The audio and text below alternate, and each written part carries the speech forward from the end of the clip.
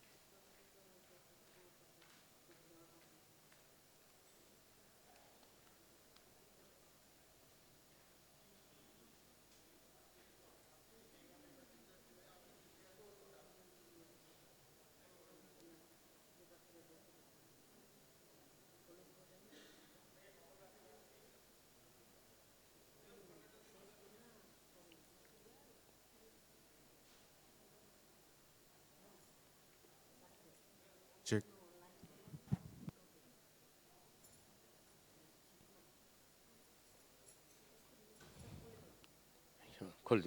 The governor is now being accompanied by Father Paul Fernandez, Vice Chancellor of Xavier University, and Professor Amar K.J.R. Naik of XIMB. I request, ladies and gentlemen in the hall, to keep standing in honor of the governor.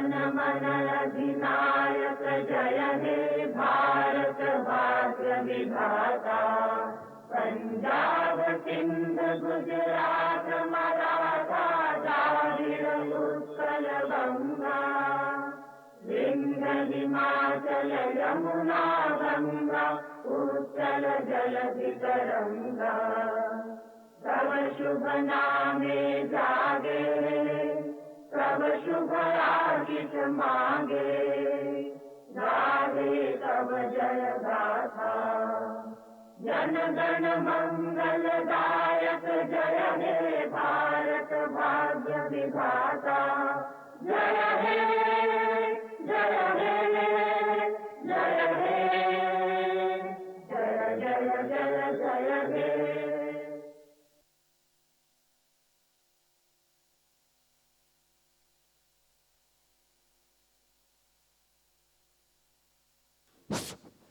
A warm hand, please, for our chief guests and guests of honor before we have, and as the bouquets are being given out.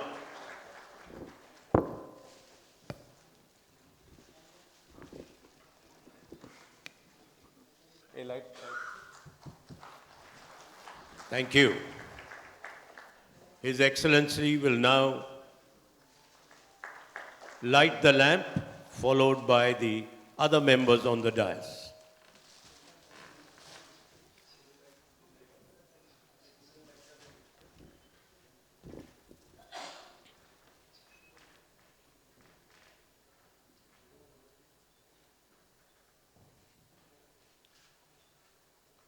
This is the light.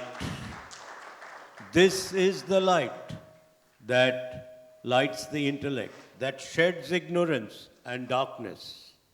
Light springs from the footsteps of our Lord.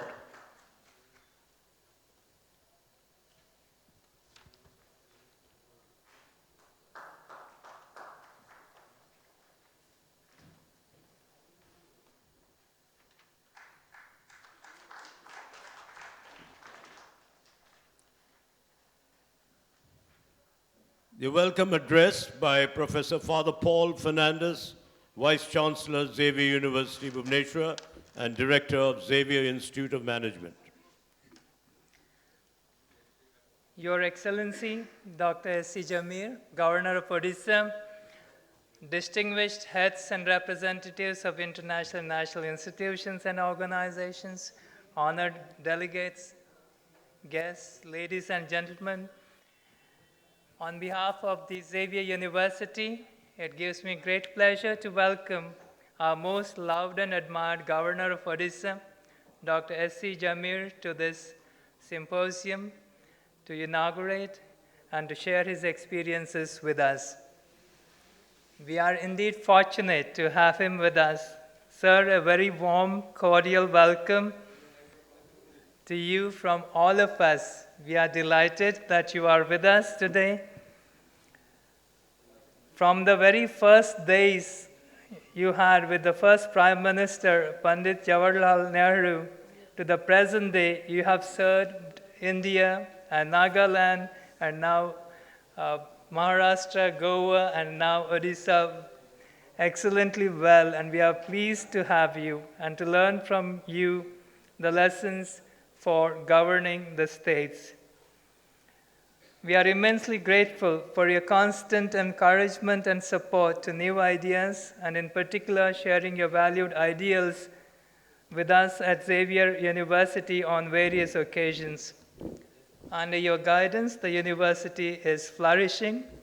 We are happy that it has taken off very well, and we have created certain things like the School of Sustainability.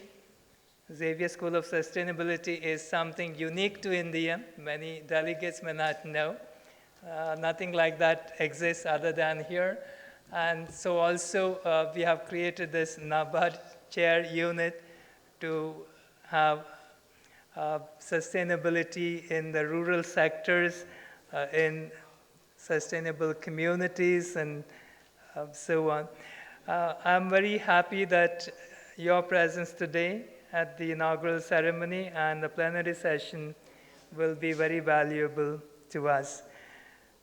Sir, our Governor, let's give him a warm round of applause and welcome him in our midst.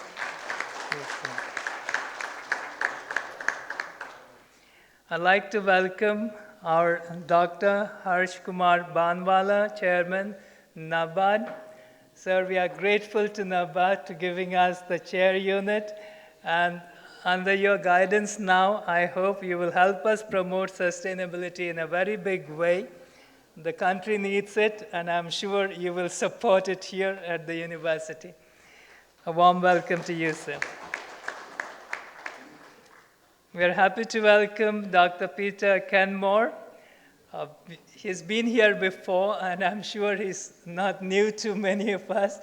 Thank you for being with us, and you add an international flavor to this symposium. We are very, and the United Nations Connect you bring to us. So we are pleased to have you with us and honored at your presence. To all the delegates, I extend a very warm welcome on behalf of the Xavier University. And we are grateful at your presence here and your participation at this symposium. I'm sure you will share new ideas, discuss new problems of mutual interest with the delegates, and also create a network to help solve some of the problems faced in transition strategies. It is gratifying to note that the agenda of the seminar covers a wide range of interesting items relating to transition strategies for sustainable community systems. Hidden in it are certain cooperative strategies and also spiritual healing energies that bring communities together and bring greater hope and peace. I welcome the participants to discover these cooperative and collaborative paths for sustainable community systems on almost all essential things essential to our common living and thriving, enabling making our communities bloom. And this is a good time to think about how our communities can bloom just as flowers bloom in our gardens. The universalness, the sustainability of cooperative strategies, and the healing energies that are therein are of great value to community systems.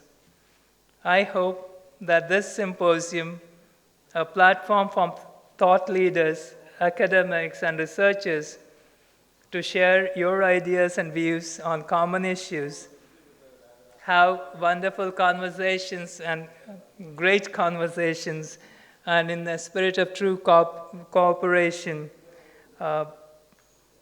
maybe inspire others to do far greater things for this state and for the country. I wish to take this opportunity to welcome everyone here, and with my best wishes that you carry the best wishes of Xavier University and the NABARD Chair and the Xavier School of Sustainability with you as you carry out the sustainability mission. We all share in it. It's a great mission, sustainability mission, far beyond each one's energies and talents and capabilities. So we have to work together on it. Many dimensions are there. I'm sure you will discuss those. I thank Professor Amar, Chair Professor for NABARD Chair Unit, and his organizing team for putting the symposium together. We have a wonderful group of brothers and sisters here as speakers and delegates, and he brings them to the university. Do visit the university, and you will find it something unique there, something inspiring in what you see.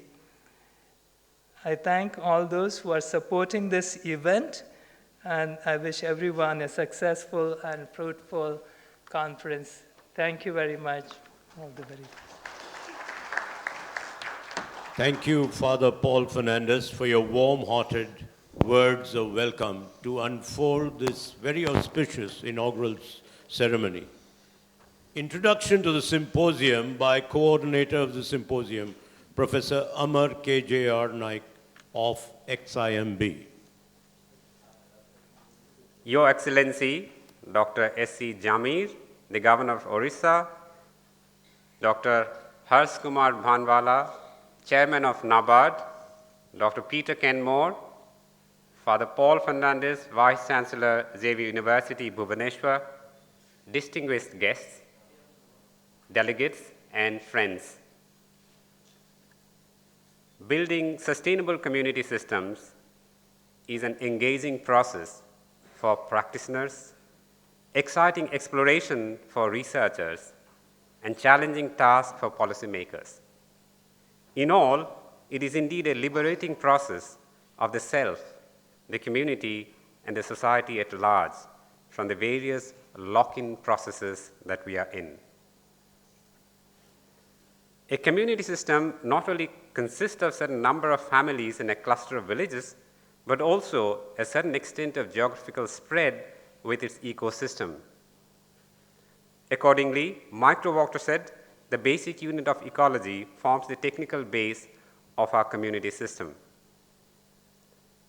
However, for optimizing the size, for economic viability, especially under diverse production system, and for easier identification of physical boundary by the people, a gram panchayat or ward that may consist of 2 to 4 micro-watershed is considered as an optimal community system for analysis. The number of micro-watershed depends on whether the community under consideration is in coastal, plain or hilly region. Brundtland's framework of sustainability in 1987 provides a structural framework. Here, in our studies, we look at the basis for it to function. Sustainability, accordingly, is a dynamic state of deep relationships among the people and all the constituents, both living and non-living, within a microecological unit that strongly values the acts of sacrifice, reciprocity, and love for each other. Where the priority is to strengthen the weakest in the system and the spirit of high external cooperation and high internal competition not only drives its own ecological unit to eternal peace, joy, and happiness, but also inspires other microecological units for such deep interrelationships. With these two founding thoughts, we go forward in this symposium. While the intent of many of our initiatives towards growth and sustainability, whether in production systems, farmer-producer organizations, community governance, and institutions, may have been noble, inconsistencies between intent and approaches, methods, tools, techniques, and, importantly, actions often make these initiatives unsustainable over time. Unfortunately, inequality has been a growing phenomena across the world. The faster has been the speed of growth, greater has been the growth in inequity. Apparently, the designs and systems in our industrial growth models seems to rupture relationships at all levels of our economic, political, social, environmental engagements. The inherent technical inconsistencies and tensions thereupon in the design and lack of synergy across different systems perpetuate lock-in effects and greater external control than freedom. Apparently, there are infinite combinations of designs and systems that can lead us to unsustainability. But we fortunately have a few simple combinations to achieve sustainable communities and the society at large. Accordingly, this symposium focuses on the design and system perspectives that can facilitate building sustainable community systems. The 5 plenary sessions during the next 2 days, as shown in chart out there, consist of, first, relationships from systems and science, spirituality perspectives. Second, sustainable agricultural systems at farmer field level. Third, design of farmer-producer organizations as community enterprise systems at GP level. Fourth, community governance at GP level. And fifth, institutions at GP, block, and district level that can facilitate sustainability. The different variables for analysis and deliberations in these different plenary sessions are outlined in the chart around this side there. The advisory and executive committee members of the symposium, academic and organizing partners, have over the last 15 months have worked very hard for this symposium. We hope the symposium will provide all of us an enriching and immersing experiences to the various inconsistencies, lock-in effects, path dependencies, and causes of failure in many of our apparently good initiatives. The deliberations also, I hope, will provide insights to several windows of hope and possibilities towards facilitating and building sustainable community systems. Thank you. Thank you, Professor Naik, for introducing us to the vision, intent, and scope of this symposium. We now call upon the very well-known agricultural entomologist and very affable personality, Dr. Peter Kenmore, to deliver his address.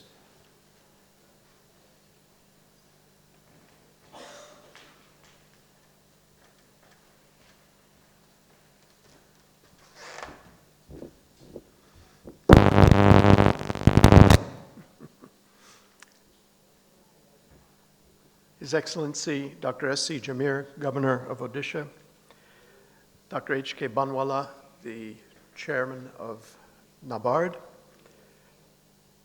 Father Paul Fernandez, S.J., our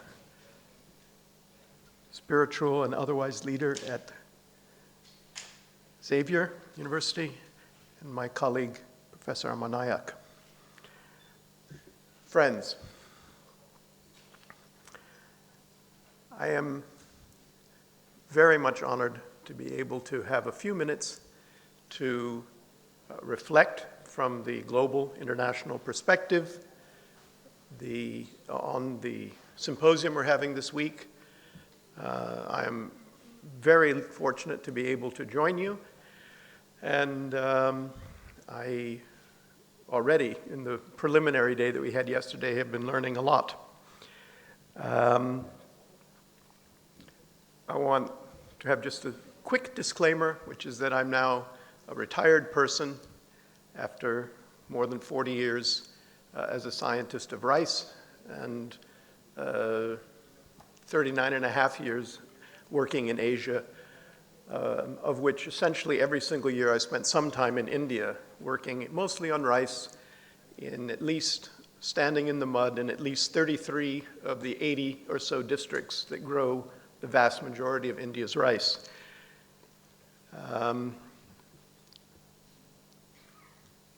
So I'm going to begin with less than 2 minutes on what's our practical objective here. We're not here for academic discourse. That is a means to an end. It's not the end. We're here because there are things wrong with India's food and agricultural system. And I'm going to take the privilege of being a retired person and having spent 40 years thinking about it, to suggest that one of the core problems is what I would call the Punjab PDS path dependence. That means that India's, as it were, the plow in policy was set into the ground around 1965 in the context of the war with Pakistan, which necessitated India being able to grow quickly a lot more wheat, because 40% of its wheat had come from Pakistan. Luckily, varieties of wheat came from the US. They were not American wheat genes, they were Japanese. And the variety Norin 10 had been developed by Japanese farmers and scientists, and then taken as spoils 20 years earlier, as spoils of another war at the end of World War II. So the spoils of one war were delivered into India during the context of another war. And a system was set up that depended a lot on Punjab, greater Punjab, I mean Punjab plus Haryana.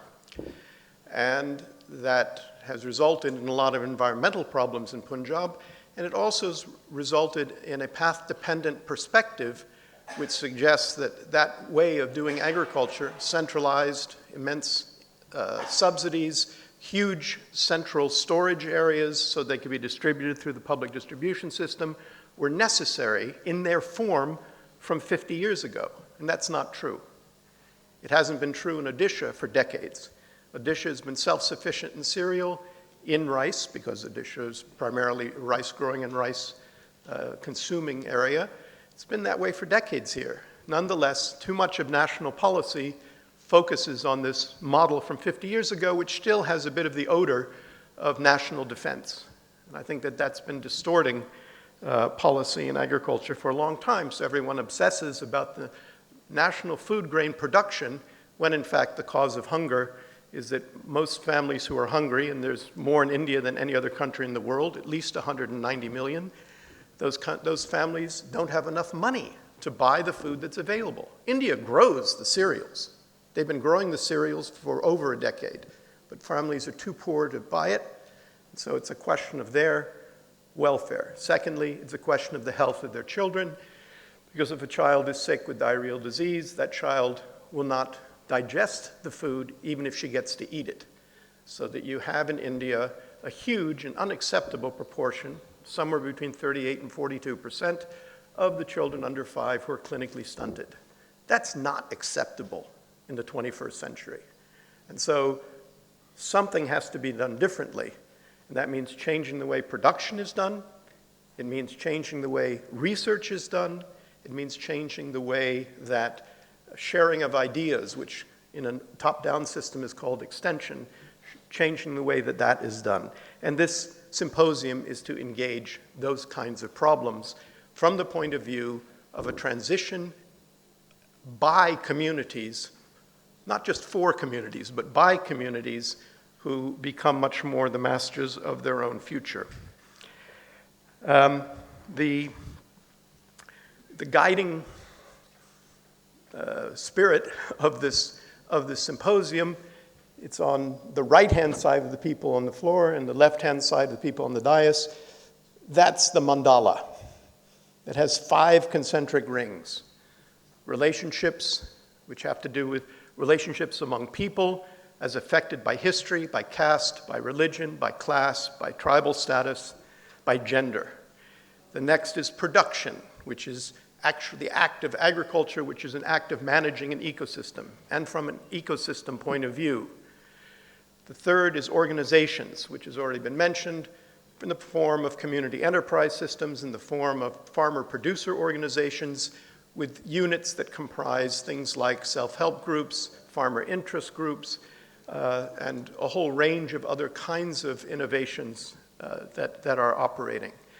In governance level, at community level, of course, we're talking about Gram Panchayati institutions and things that operate at that level, recognizing that they're not always an ideal egalitarian historical artifact. I think we know famously, Dr. Ambedkar once said, "The love of the intellectual Indian for the village community is of course infinite, if not pathetic. What is a village but a sink of localism, a den of ignorance, narrow-mindedness, and communalism?"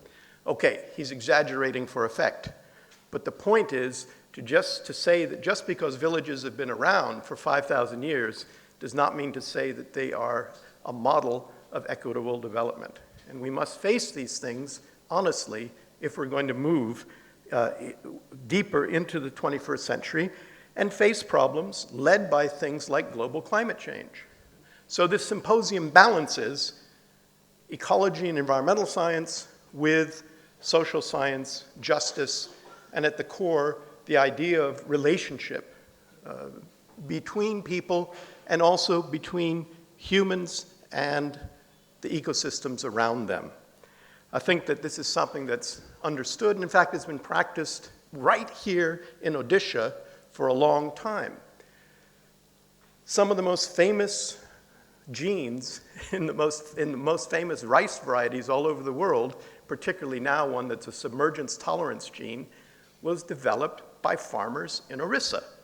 And in fact, I think the chances are about 90% that it was women Adivasi farmers who developed that submergence gene, because they're the ones doing the collection and selection and crossing of rice. Scientists come along, extract that genius, that product of the genius of the women Adivasi farmers, and then push it into varieties around the world. That's fine, but those farmers don't get enough recognition. Those are farmers in Odisha. That's why it's so appropriate that this workshop be held here, this symposium be held here.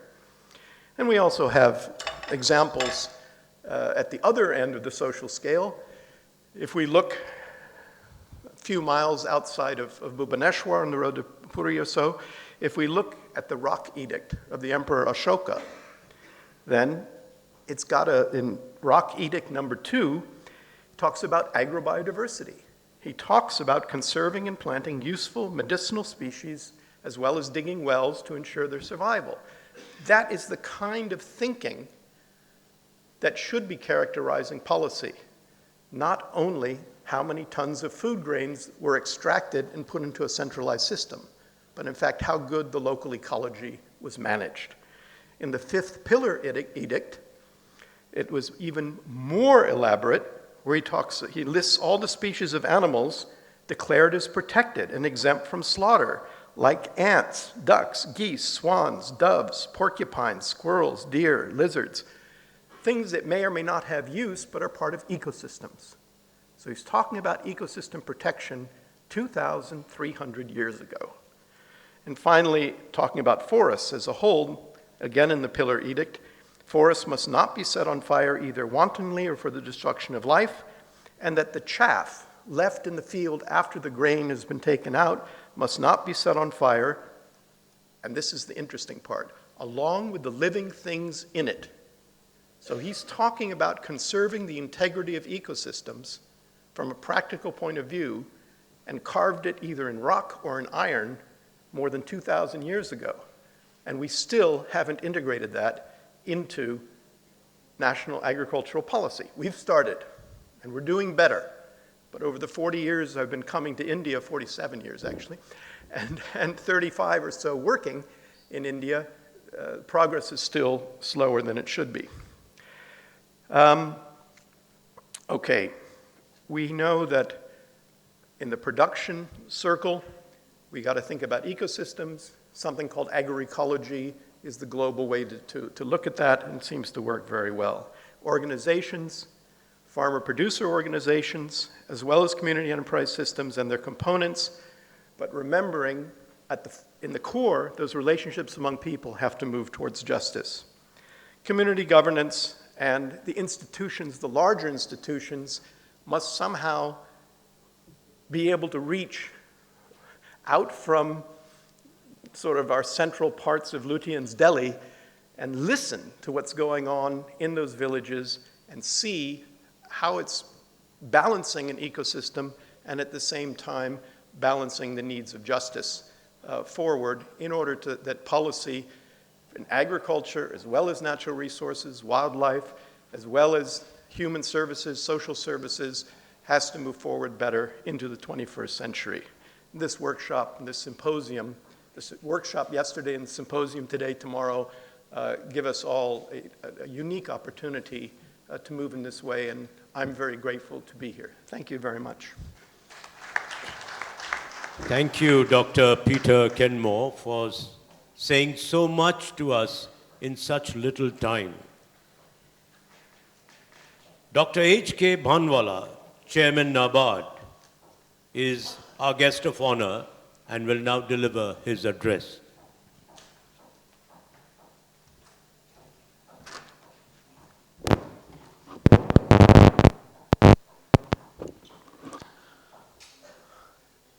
His Excellency, Governor of Odisha, Shri Jamir Sahab, Father Paul Francis, Peter Kenmore, Professor Amar Naik, who is well known to NABARD.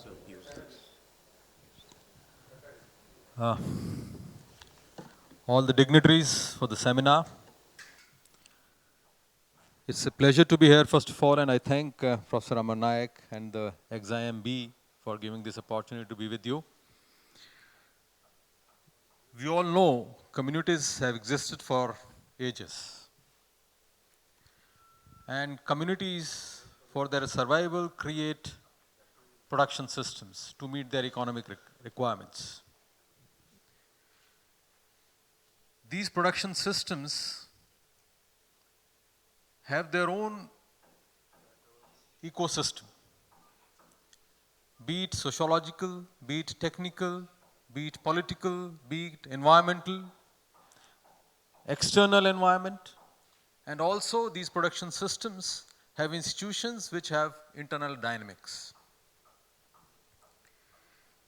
All these functions in a given setting, and production systems can significantly vary from one setting to another. I would focus in today's brief address primarily on rural production systems, be it form or be it non-form. For the form, we know, I will not talk much of India's agriculture history and problems that we inherited and how we solved them. But what are the challenges today? India has been growing at around 7% for quite some time. Dependence of our population is significant on agriculture even now, more than 50%. Contribution of agriculture down to less than 15% in GDP. So as such, 7% demand will not be greatly affected if agriculture performs sub-level. So we have to look at agriculture farm systems in a different perspective today than what we looked at in 60s or in 50s. We have to look at farm systems today as a system which makes the growth inclusive. Since more than 50% of the population is dependent and most of the poor live there, if poverty eradication is to be focused on, and if the growth is to be inclusive, then we have to focus on production systems in farm. This will also generate demand, which will certainly catapult our growth beyond 7%. You don't talk about agriculture as long as we're talking about 6.5 to 7% growth. But the moment you have to talk of it, double-digit growth, you cannot ignore agriculture. And let's also not undermine and forget that agriculture is net export growth is one of the highest among all the sectors even now. Net export availability from whatever resources that we have. Now, in such a scenario, there are 3-4 problems when we talk about sustainability in agriculture. And that also subsumes sustainability for institutions. The first is, we are working in a more hostile environment today than what we were some years ago. Climatically, it's more hostile than what it was. So we have to work on climate resilient practices and also use our resources very, very efficiently. For using the resources very efficiently, the focus of agriculture today has to be precision farming. We have to be precise in the consumption of resources. Water is a big issue. 75% of the water is being consumed by Indian agriculture.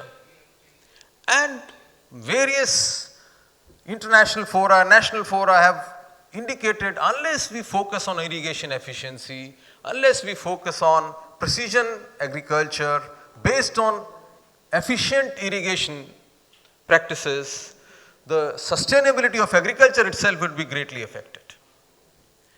Then we have seen very brief winter this year, I think. In Delhi, we were hardly wearing the suits. And in last 4 days, so much of snowfall.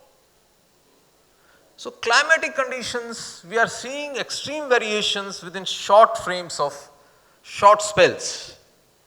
In such scenario, our agriculture systems have to be attuned to that. We have to talk about certain production systems to be within the poly houses, to carry on some of our systems along with efficient irrigation. To run all this, we require corresponding sustainability in the institutions that we handle these systems that I'm talking about. Further, another big problem with Indian agriculture is the declining size of our land holdings. Scale is an issue.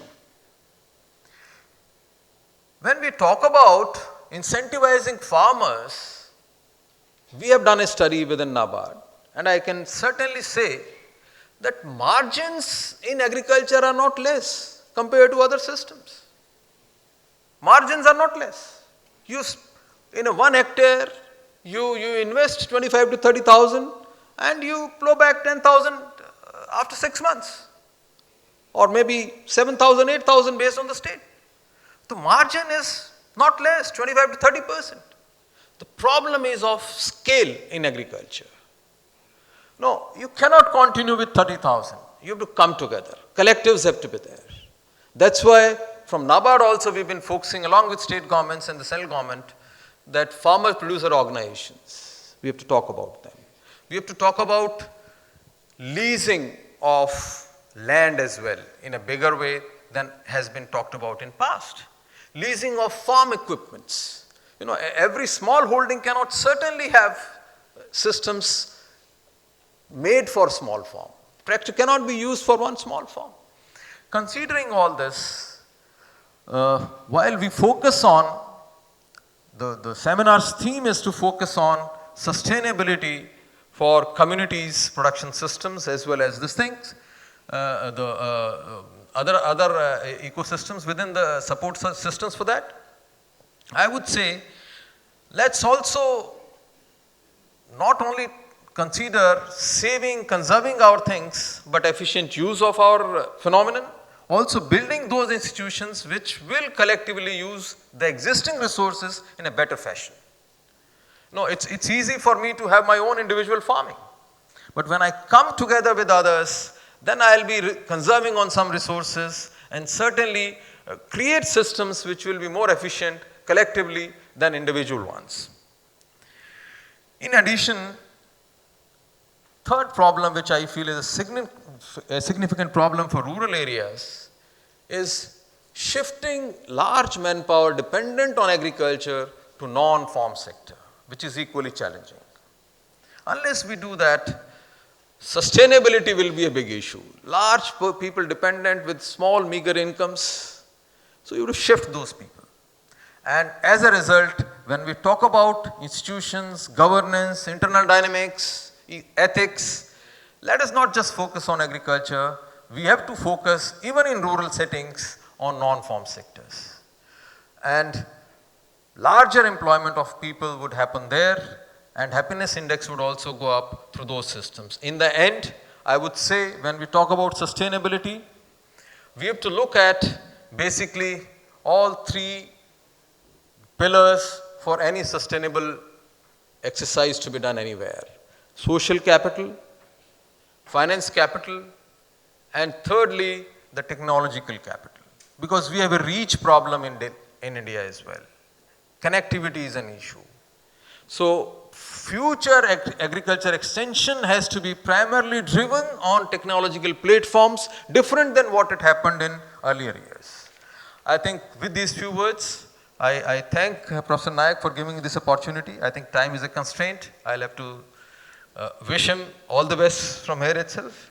And our support from NABARD side is committed for any endeavor for sustainability as in past. Thank you.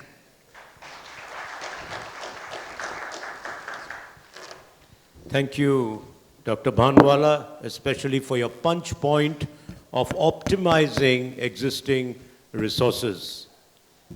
Ladies and gentlemen, we've been waiting for our chief guest, Hello.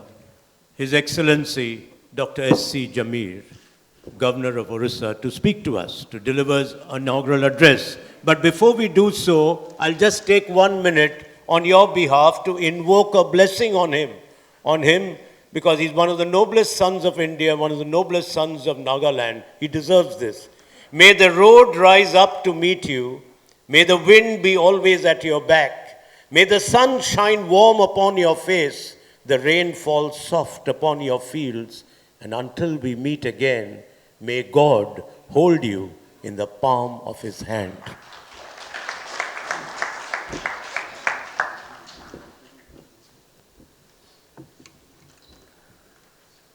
Distinguished dignitaries on the dais, media persons, ladies and gentlemen, I am delighted to join you all for the inauguration of the first symposium on transition strategies for sustainable community systems, design and systems perspectives organized by NABARD, Chair Unit, St. Xavier University, Bhubaneswar, in partnership with state government, academic institutions, and corporate sectors. The above symposium, I am told, is organized to share and learn new insights, ideas, concepts, models to recreate sustainable community system. Academicians, practitioners, policy executives, research scholars, and delegates from the government, civil society organizations, development agencies, and corporate houses are participating in the deliberations that would spread across 5 different sessions. The subject of the symposium rightly commands a prominent place within the toolbox of top policymakers of both developed and developing countries across the globe. I would like to convey my commendation to the organizers for holding this thought-provoking occasion for deliberation and exchange of views. And I wish to take this opportunity to contribute to the symposium by sharing some of my thoughts and ideas on the crucial subject on transition to sustainability and creating sustainable community, adopting right design and approach. We stand at a critical juncture in history.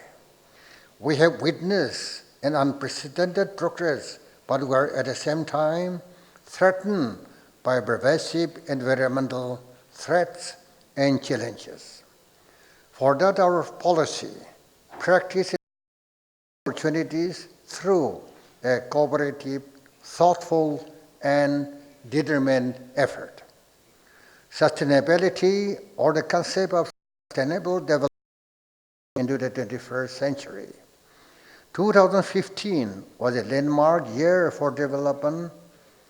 UN member states reached historic agreements and set global agenda, the 2030 agenda for sustainable development and the sustainable development goal, a strong economy and the well-being of the people living in the community. When sustainability areas are addressed in tandem with each other, they have a powerful, positive effect on the quality of life and future of a community. In fact, we would call them sustainable communities who seek well-balanced social, economic, and environmental development strategies based on human responsibility to respect the needs of both nature and future generations. However, our progress towards achieving sustainability is not as desired. If so, then what are the recurring problems, barriers that are hindering us from the attainment of sustainability goals? Human nature is the greatest stumbling block on the path of attaining sustainability goals. Until this is resolved, all other positive developments turn to naught. Until an individual places his thoughts, words, and deeds in unison and walks the talk, there will not be any sustainability.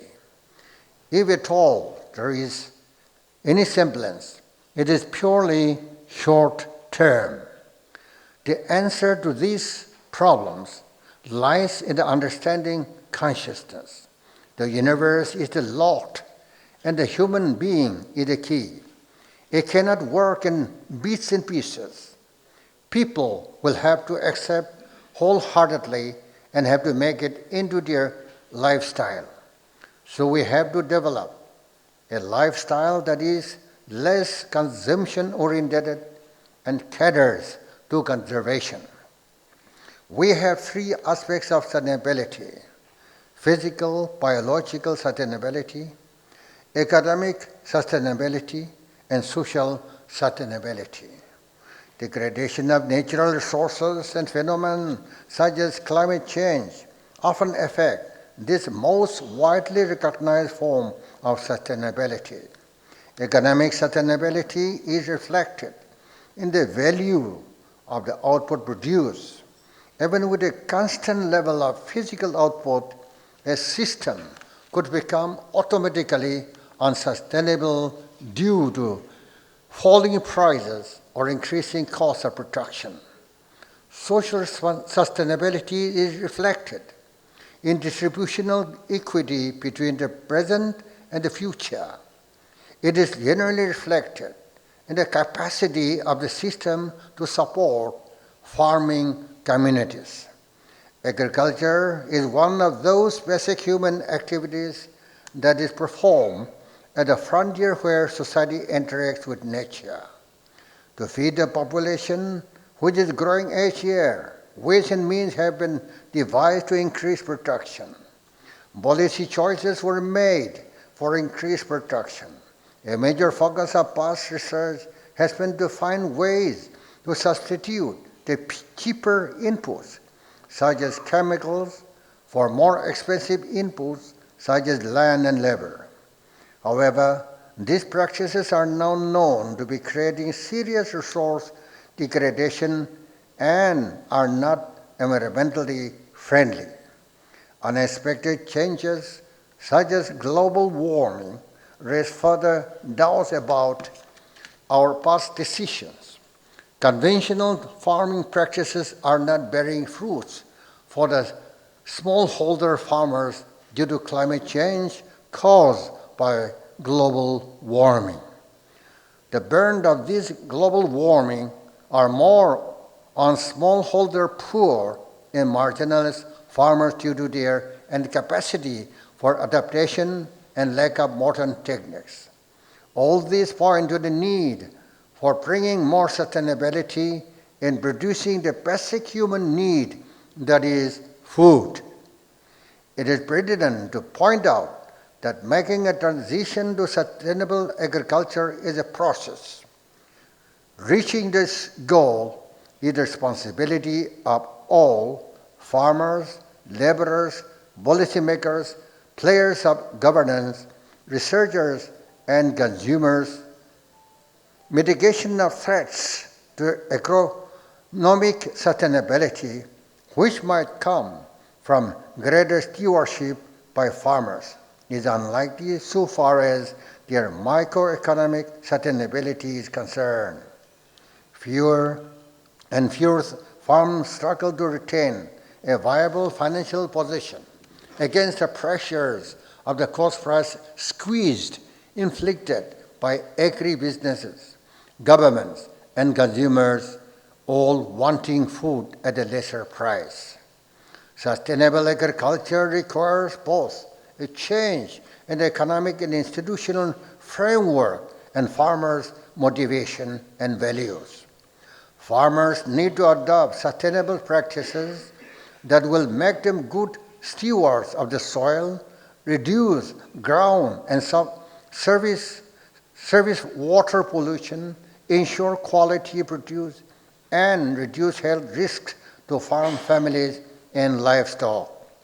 Appropriate intervention by the governments in areas such as market access, infrastructure development, research and extension could make a critical difference in the process of development of sustainable agriculture the world over. Sustainable agriculture involves a deep commitment to the land, to conserve lifestyles, to the preservation of environment, and that place value on human fulfillment. Rational pursuit of sustainability, whether globally or locally, is only possible if society could agree upon what sustainability is, or more exactly, if mankind knows what we want to sustain. Besides the discussion on these topics, policy reforms are an important requirement for achieving sustainability. Much can be achieved by promoting policies that help better resources allocation and at the same preserve the natural ecosystem. Climate change, environmental degradation, unsustainable economic growth, and dwindling reserve of precious resources have laid bare the limits of the old paradigm of growth. It is important to realize the enormity and interconnectedness of all these challenges. Clear and consistent vision and strong leadership, both national and regional, are required to carry it forward to truly unlock various lock-in effects. In addition, capacity building is crucial. Utilizing channels for local dialogue and consultation, as well as sharing of experiences and know-how, will become ever more important. It will be important that platforms such as these are shared and utilized by all as we look towards building a sustainable community from the grassroots level. It would be wise to leverage and integrate efforts from all concerned. The endeavor of NABARD chair is laudable in this context as it assists in designing and creating the capacity to pursue sustainability.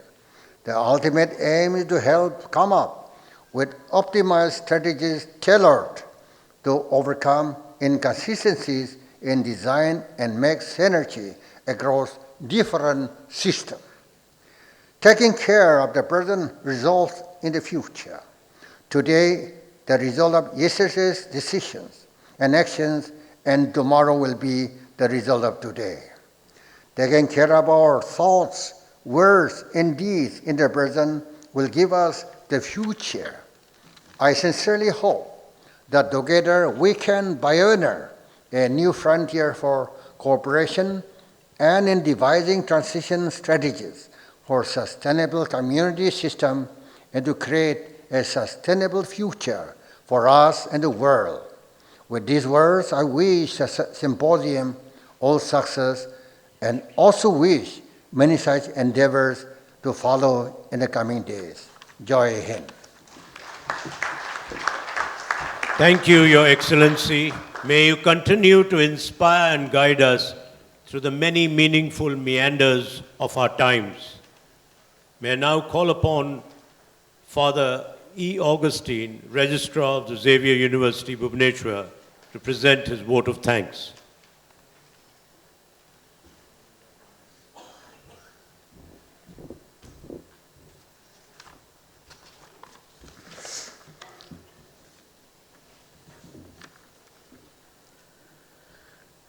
His Excellency Dr. S. C. Jamir, Dr. H. K. Banwala,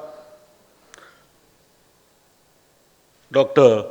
Peter Kenmore, Dr. Father Paul Fernandez, Professor Aman Nayak, the prime mover of this national symposium, other dignitaries, distinguished speakers, participants, members of the press and media, ladies and gentlemen.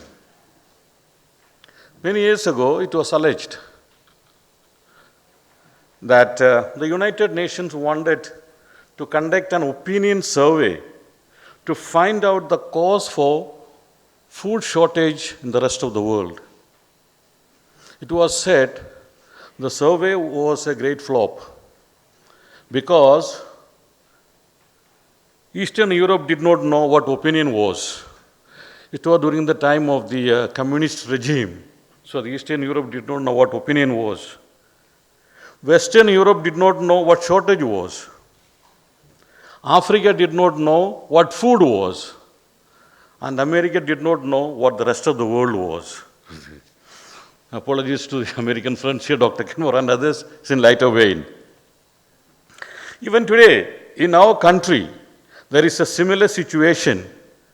There is a large number of population who do not know what food is, while a small portion of people do not know what shortage is. We live in a world and country where the poor walks miles to get food and the rich walks miles to digest food, where we spend more on daughter's wedding than on her education, where a porn star is accepted as a celebrity, but a rape victim is not accepted as a normal human being, where the shoes we wear are sold in air-conditioned showrooms, while the vegetables we eat are sold in the footpath. In such a scenario, it is important to reflect on various transition strategies for sustainable community systems. So this 3-day symposium has great significance to contribute in bringing about strategies for transition in agriculture sector, in food cultivation, as well as in other areas of community systems. Therefore, on behalf of the organizers, especially XUB and XIMB, we would like to express our sincere gratitude His Excellency, the Honorable Governor of Odisha, for his gracious presence in this August gathering and for his invaluable input and support for this program. We would also like to express our heartfelt thanks to Dr. Banwala and Dr. Kenmore for their presence and contribution and support to this important event. We also thank all the institutional contributors, namely Tata Trust, DMI Patna, Niswas Bhubaneswar, NIAM Jaipur, ICAR New Delhi, Image Government of Odisha, Sustainability Trust and NRLM for their constant support. One cannot forget Dr. Father Paul Fernandez, the Vice Chancellor of XUB and Director XIMB, for his constant help and guidance to this symposium. Our sincere gratitude to the members of the press and media for their presence and all the support that you extend. Finally, I cannot but mention the organizers of this wonderful symposium, especially Professor Aman Nayak, NABARD Chair and Professor XIMB, and his dedicated staff and all his team members for their hard work, meticulous planning, and beautiful execution of this very important event. I wish all the participants a very enriching, stimulating, and thought-provoking interactions during the coming 2 days. I am confident that the fruit of the deliberations will help to bring about and propose useful transition strategies for real transformation of the community systems. God bless you all. Have a great day. Thank you. Thank you. National anthem. जनमनरधिनायक जय हे भारत भाग्य विधाता पंजाब सिंध गुजरात मराठा द्राविड़ उत्कल गंगा विंध्य हिमाचल यमुना गंगा उत्कल जलधि तरंगा तव शुभ नामे जागे तब शुभ आशिष मांगे गाहे तब जय गाथा जन गण मंगल दायक जय हे भारत भाग्य विधाता जय हे जय हे जय हे जय जय जय जय हे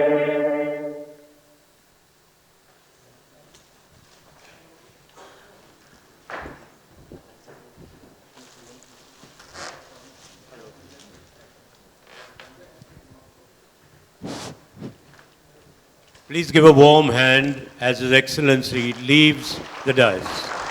Thank you.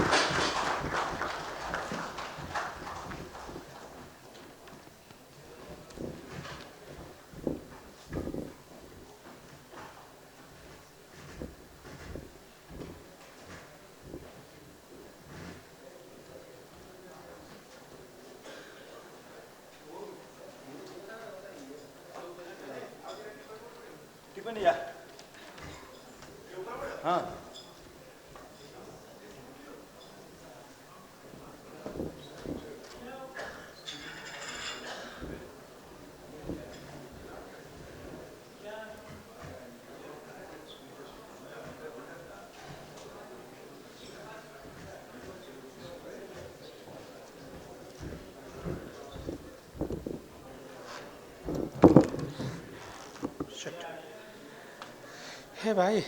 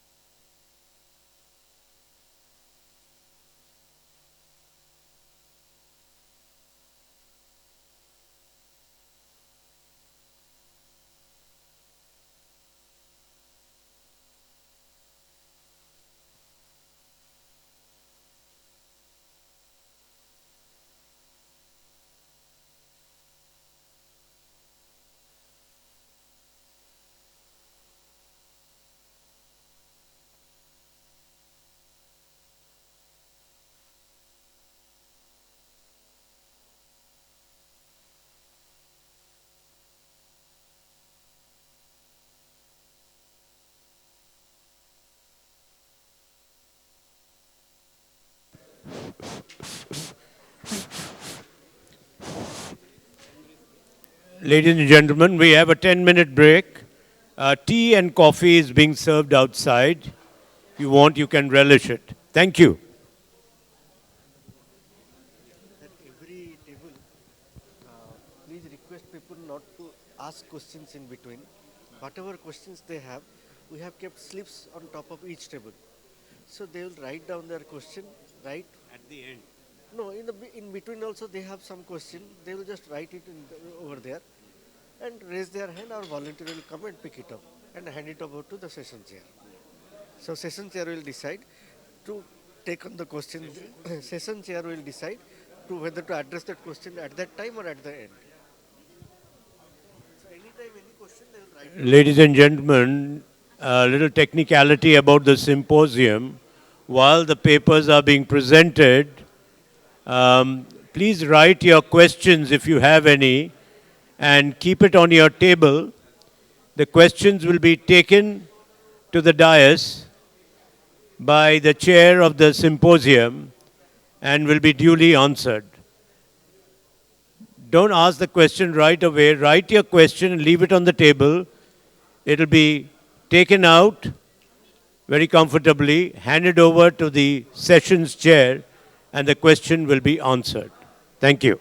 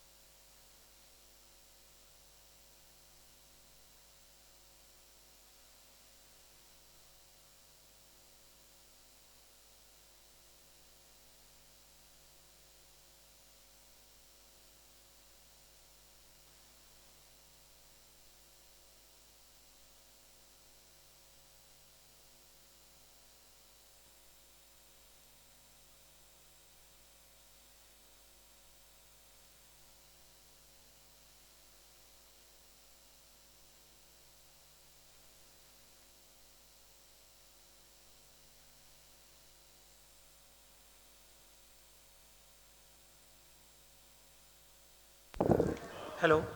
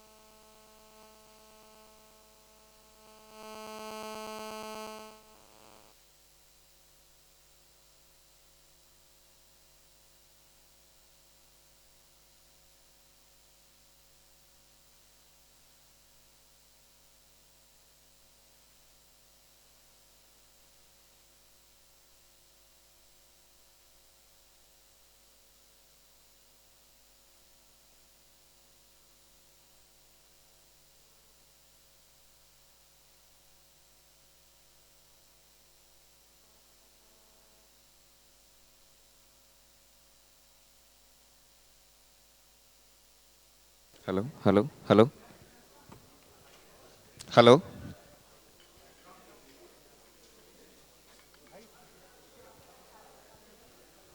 Hello, hello. Now, the Sam Karo?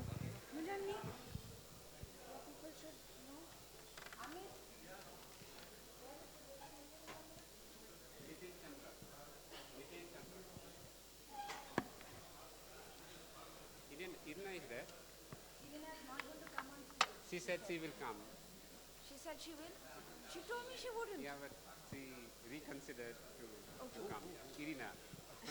I cut her off. Kamala, what did you talk about? Or you will sit.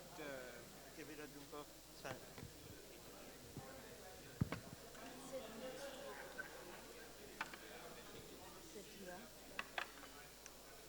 Can we do away with these flowers now? Is it too big?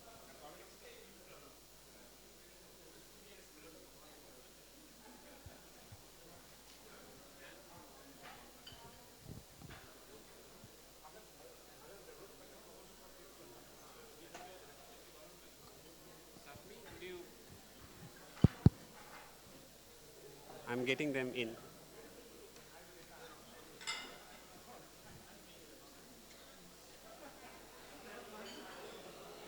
We're going to begin the next session. Ladies and gentlemen, we're going to begin the next session.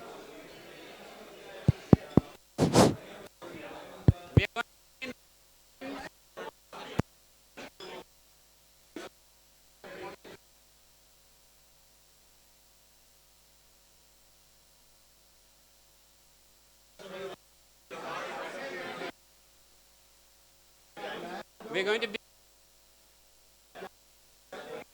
Please carry your.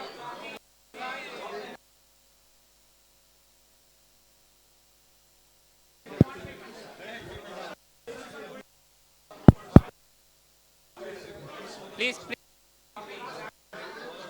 Find, please. Coffee.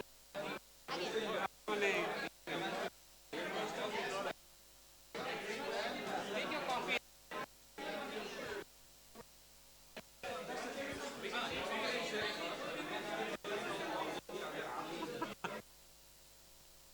We will start the next.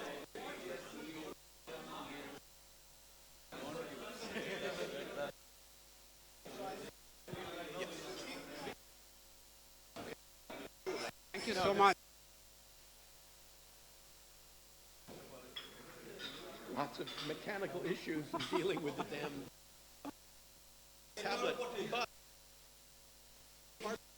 it was better that I waited until this next session because the good speech. I mean, Oh, you wonderful. no, come on, you wrote that. Come on. No, I will write. I But gave you him must just. have sent him stuff.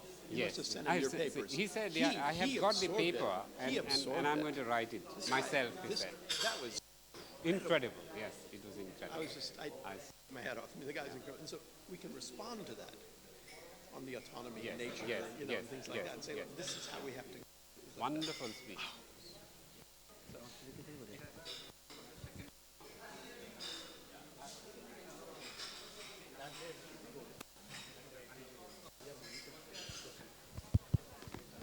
Hello.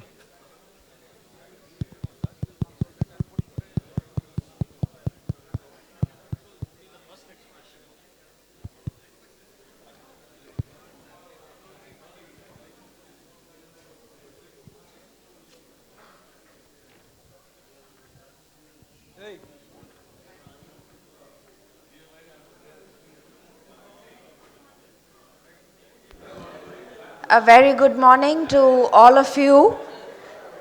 We are about to begin the first plenary session on relationships. I would request all of you to kindly settle down. We are about to begin the first plenary session on relationships.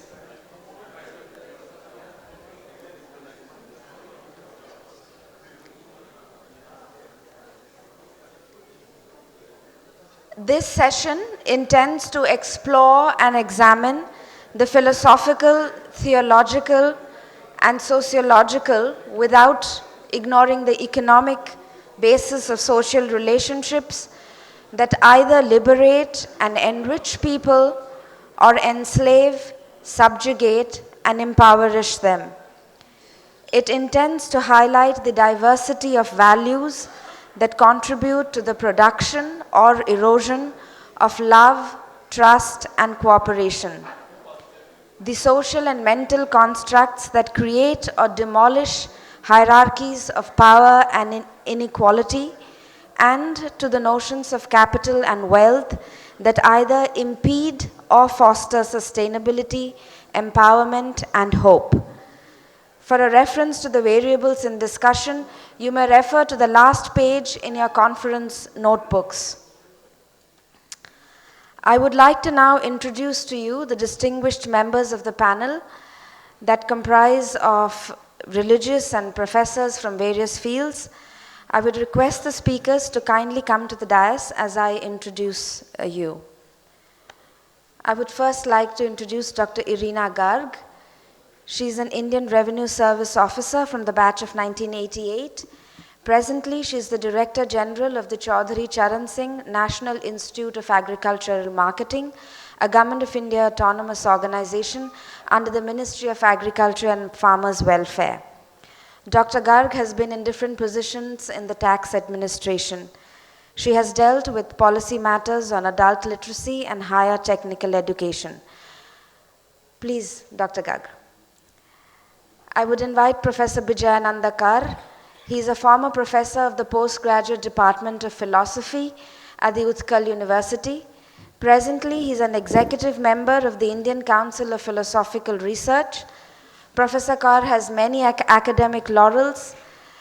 He has been a British Council Fellow and a Fellow in the Cultural Exchange programs with many countries in Europe, Latin America, and Southeast Asia. He has been the General President of the Indian Philosophical Congress and All Odisha Philosophical Association. He is a prolific researcher and writer and has published more than 200 research papers and 16 books. Today, he will be speaking to us on sustainable communities and moral values. Professor Kar. I invite Reverend Father Anthony Raj. He is a Jesuit priest in Xavier University, Bhubaneswar. He is trained in the disciplines of anthropology, sociology, and counseling, apart from the fact that as a priest he has years of basic training in philosophy and theology. Father Tony has been deeply engaged, yes sir, deeply engaged in conflict resolution and peace building within and between communities. Today he will be speaking to us about the role of peace, justice, and reconciliation in building sustainable communities, from his belief rooted in the spirituality of the Judeo-Christian faith and his lived experiences. Father Tony. Mr. Nitin Chandra belongs to the Indian Administrative Service. Presently, he is the Principal Secretary to the Government of Odisha in the Department of Social Security and Empowerment of Persons with Disabilities, where he takes care of the weakest and excluded members of our society. He has held many important positions in the Government of Odisha and the Government of India. As Joint Secretary, Ministry of Rural Development in the Government of India, Mr. Chandra was involved in the framing of MGNREGA guidelines. More relevant to us, Mr. Chandra has conceived and put into action the Bharat Nirman Volunteer Program, a nationwide youth mobilization program for rebuilding community relationships. Mr. Chandra also teaches ethics, policy, and governance at the Sri Sri University. Mr. Nitin Chandra. Professor K.T.S. Sarao is a professor of Buddhist studies at Delhi University and a practicing Buddhist who lives between continents. He specializes in Indian Buddhism, Indology, and socially engaged Buddhism. Professor Sarao is an expert in South Asian archaeology, history and civilization, Pali language and literature, ancient Indian epigraphy, and ancient Indian topography. Today, Professor Sarao will speak about Buddhist ethics and methods that help govern relationships with the self, society, nature, and the cosmos. I invite Professor Anup Kumar Dash. He is a development sociologist and former professor and head of the Department of Sociology at the Utkal University. Presently, Professor Dash is an independent director on the board of NABARD. Professor Dash blends research with practice through his engagements. He is one of the leading proponents of social and solidarity economy and has contributed immensely to UNRISD and ILO debates. Today he will speak to us on reinventing economic life on the margins of the capitalist system based on values of solidarity, reciprocity, and sustainability as solutions to the global crisis. Finally, I would like to introduce to you the chairperson of this session on relationships, Professor K.V. Raju, Senior Professor and presently the Director and founding member of the Development Management Institute at Patna. Professor Raju has had a long and illustrious career in academics in the Institute of Rural Management at Anand. He has worked with farmer producers at the grassroots and continues to be engaged with them and issues of their concern. He therefore does research and teaches sustainable livelihoods, participatory governance, community-based enterprises, and social entrepreneurship. I would like to inform the panel of speakers that for a successful and meaningful discussion, you may kindly restrict your speech to 10 minutes. There would be a very soft bell after 9 minutes, and so that you can wrap up quickly. Professor K.V. Raju, I leave the floor to you.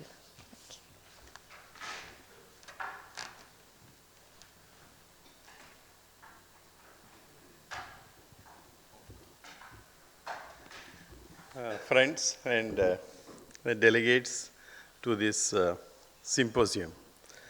I think we have very illustrious speakers, and then my job is very simple.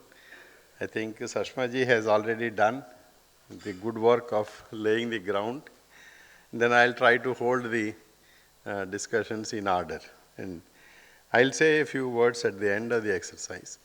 But before also, I would like to say a few things. I think when we are talking about these relationships as the core of our problem, the relationship not only with and between others, and then relationship with our own self is also an issue. Not only that our development endeavors and the educational processes have taken us away from the nature, but also they have taken away from ourselves.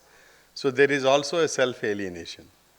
So this alienation is causing a lot of kind of changes in the relationships we have and leading to a lot of problems that which we see around.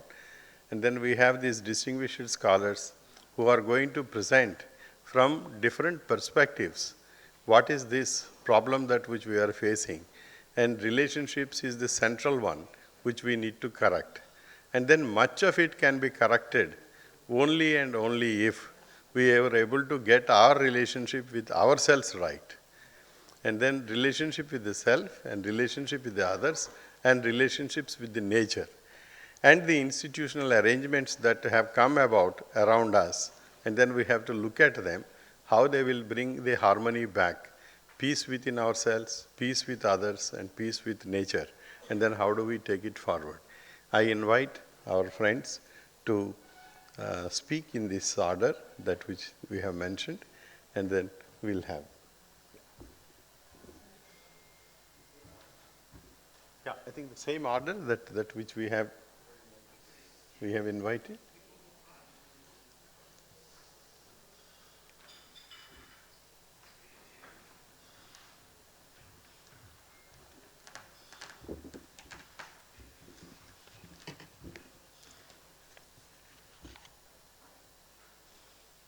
Good morning, all the experts who are present here on the dais and there before me.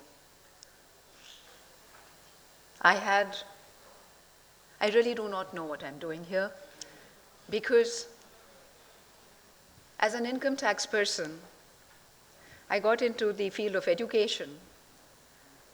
And yesterday when I saw the agriculture model of sustainability, I was wondering, and I assured Dr. Nayak that I should not be here. I'm more of a listener.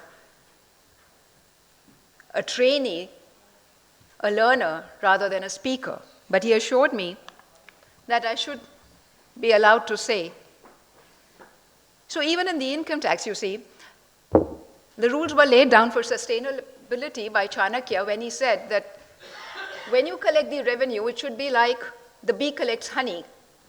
That is, the flower doesn't know that the honey has been, or rather the sap has been collected, and it is allowed to grow. So sustainability in every aspect of life has been the bedrock of the philosophy of this country. Somehow we've lost it. Then comes the question of sustainability and sustainable systems. Now, sustainable systems for whom and to what end? I presume that we are looking at sustainable life on Earth with human beings at the core and helm of affairs. Human beings have, as a species, outlasted many others, A, because of their ability to adapt and to change, and also to generate change in their environment, which is facilitative for their survival.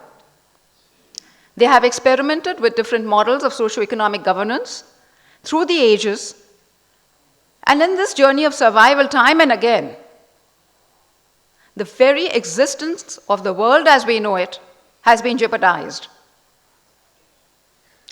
I would call it the failure of intellectual and political leadership to distinguish between immortality, the quest for immortality, and the quest for sustainability.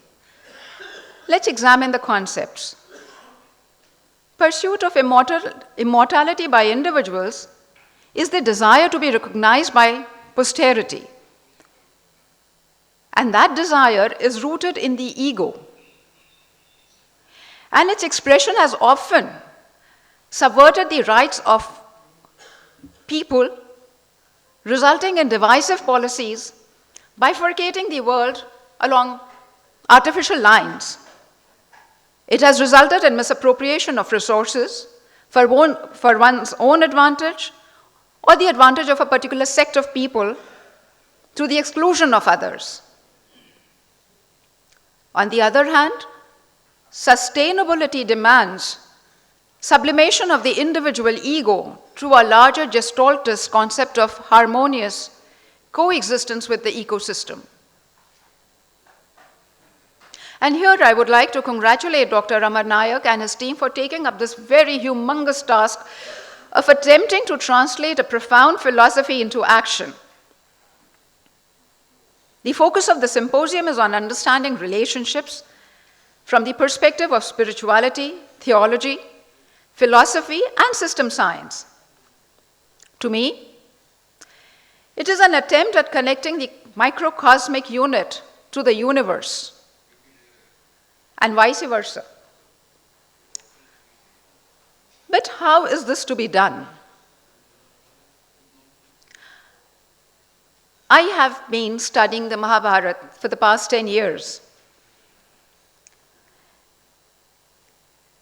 The Mahabharata, as I understand it, is an inquiry of the relationship of the self with the self and the self with the other being not only human beings, but the entire ecology. To quote, "It is not until one's relationship with oneself is right that one's relationship with the other can be right, and the two being inseparable. It is by achieving right relationship with the other that one comes to oneself fulfilled." But then what is the right ordering of one's life, you may ask? What is the right ordering of relationships? The answer, and this is interesting, the answer lies in the rhythms of man's own being. Any view of ordering of life and relationship, if it has to have a universal meaning, must be derived from life itself, from the rhythms of life. It is not an artificial construct of the mind. And this was demonstrated so ably by Mr. Sharma yesterday in that experimental farm of his. the rhythm of nature, the rhythm of life. Thus, this inquiry instituted in the 2,000-year-old epic plugs in seamlessly with the first session, this session on relationships.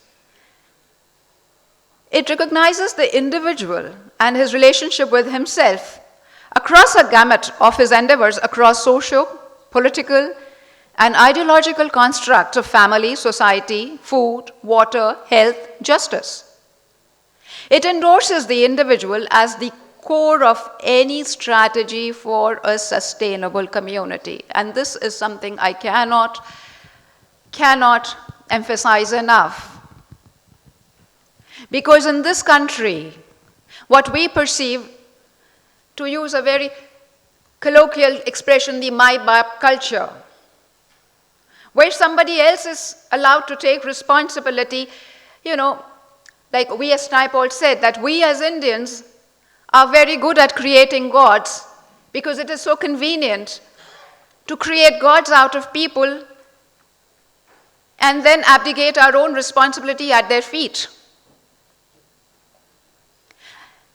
And time and again I have stepped into the field of education and have come back because the education systems today are focused on skilling, on literacy, but not educating. When we talk about education, this is what it is. Are we enabling and empowering human beings to live to their full capacity, to take responsibility for themselves, to take responsibility for their decisions and their impact, the impact of their decisions on themselves and the world around? I'm afraid we are not.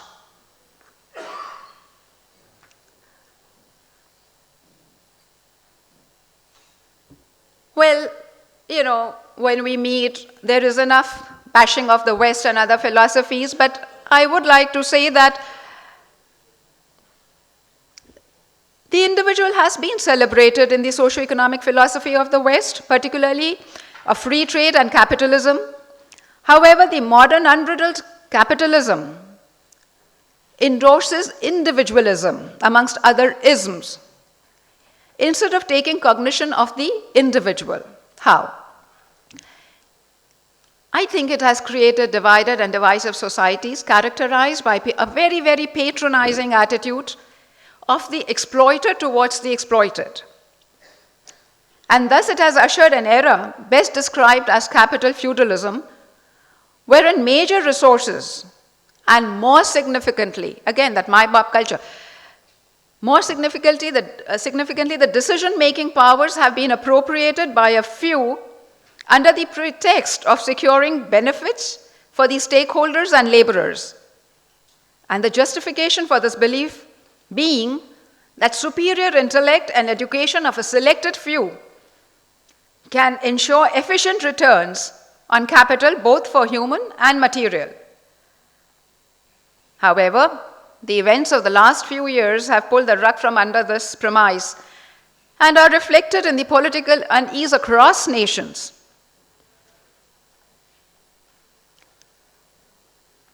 The transition from individualism to the individual and the inquiry of his relationship with himself and the others is a very arduous task.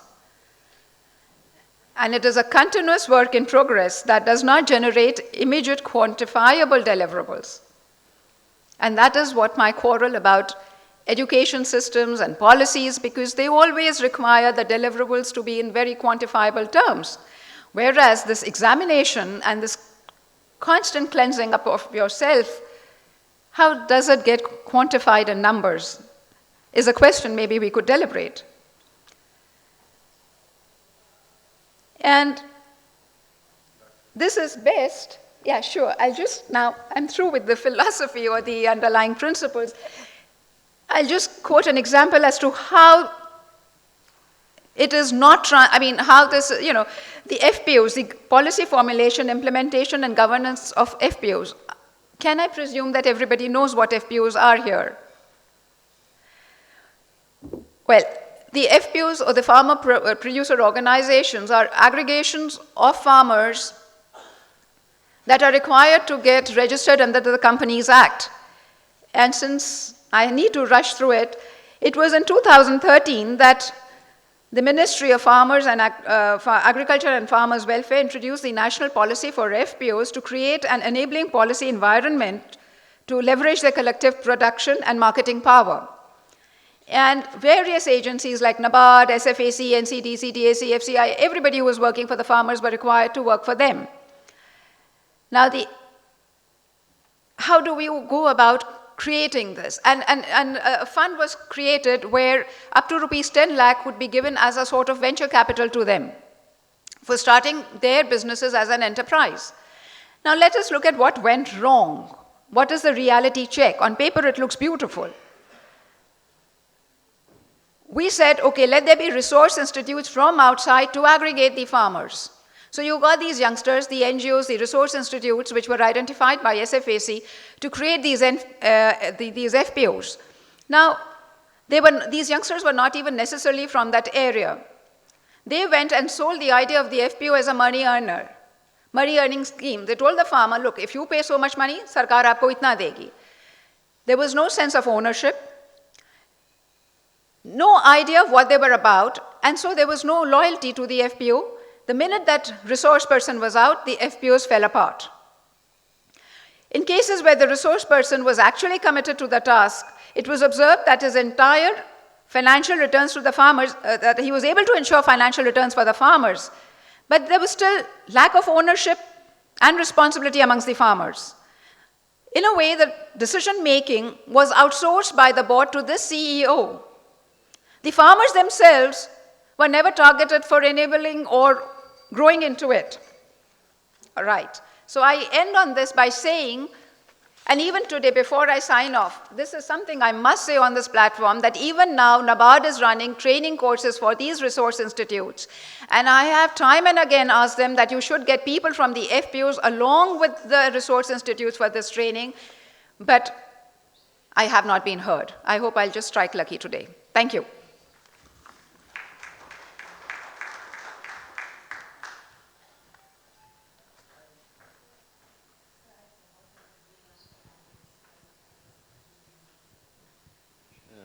Thank you so much, Dr. Irina, for flashing the issues, starting with the self and Mahabharata to producers' enterprises. I think is a very, very large canvas. But I think the topic of relationships, I think, is like that. It spreads across multiple levels and multiple issues. And I think the separation of the decision and the action and the relations out of contest, putting them into hierarchical institutions and putting them into the, what do we call, external locus of control rather than keeping them internal, I think are all some of the issues which we will deliberate even further. With all sincere apologies, I would like to invite Professor Aditya Kumar Mahanti. I missed him. He's a professor of philosophy at the Central University in Tripura in Agartala, and he's known more for his social commitments towards the poor and helpless, and is the founding chairman of the Rava Academy, which runs a network of children's homes across the state of Orissa. Professor Mahanti, please come to the stage. I would also like to draw your attention to the little sheets of paper that are there in every table. In case you have any questions, please write them and send them across, which we will take them up at the end of the presentations. Thank you. Sorry. Yeah, can we invite the next speaker?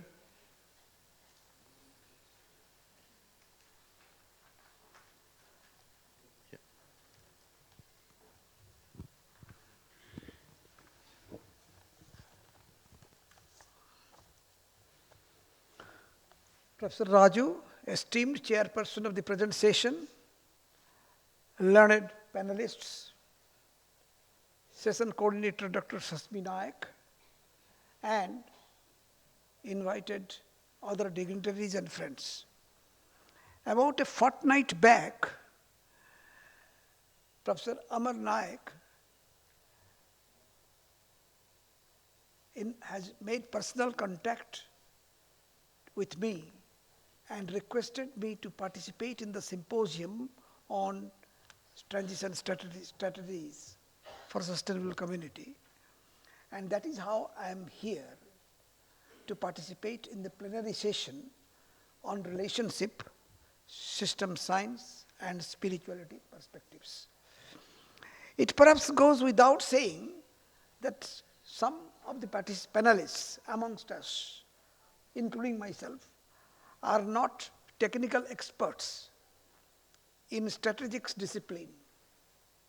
For the purpose of sustainable community systems, various forms of plans and designs are obviously required, and those need to be plausibly development oriented.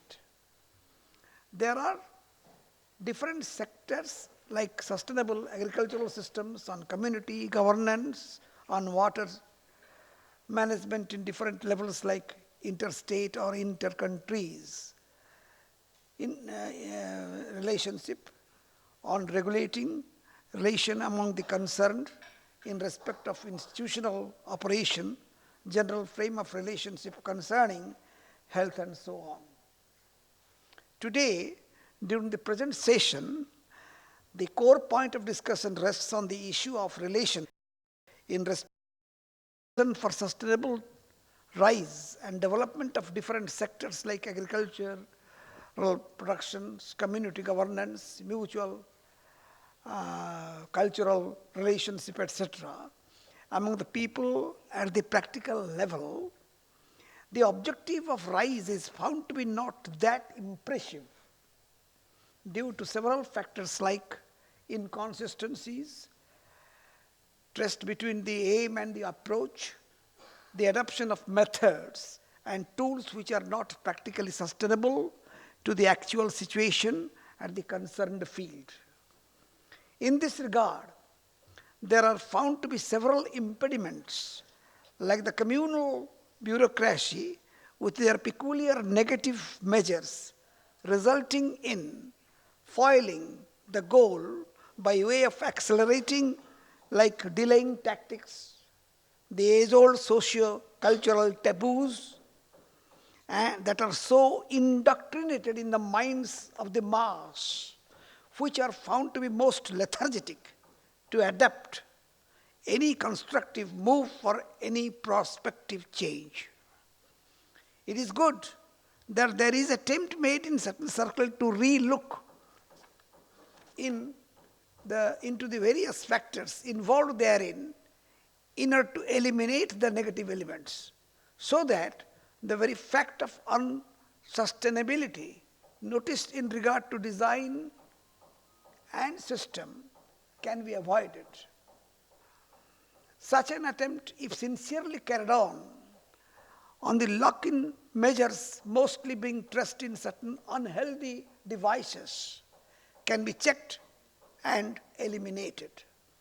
There are in fact found to be some sound plans that are taken up by the concerned section and the organizing institutes, notably to overcome the language and thereby to arrive at a fruitful result.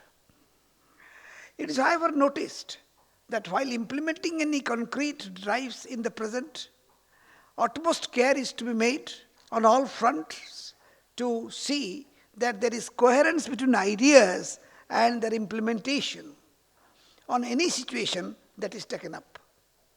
The age-old taboos thickly intuned in the minds of people involved therein are found to be hurdles in the context of concretization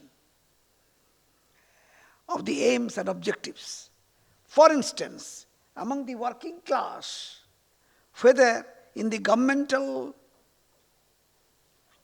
panchayat setup or even among the common people, the notion of sluggishness takes some intellectuals, the politically set up governed mechanism, and also common people of minimum sense of practical reason need to be firm and sincere.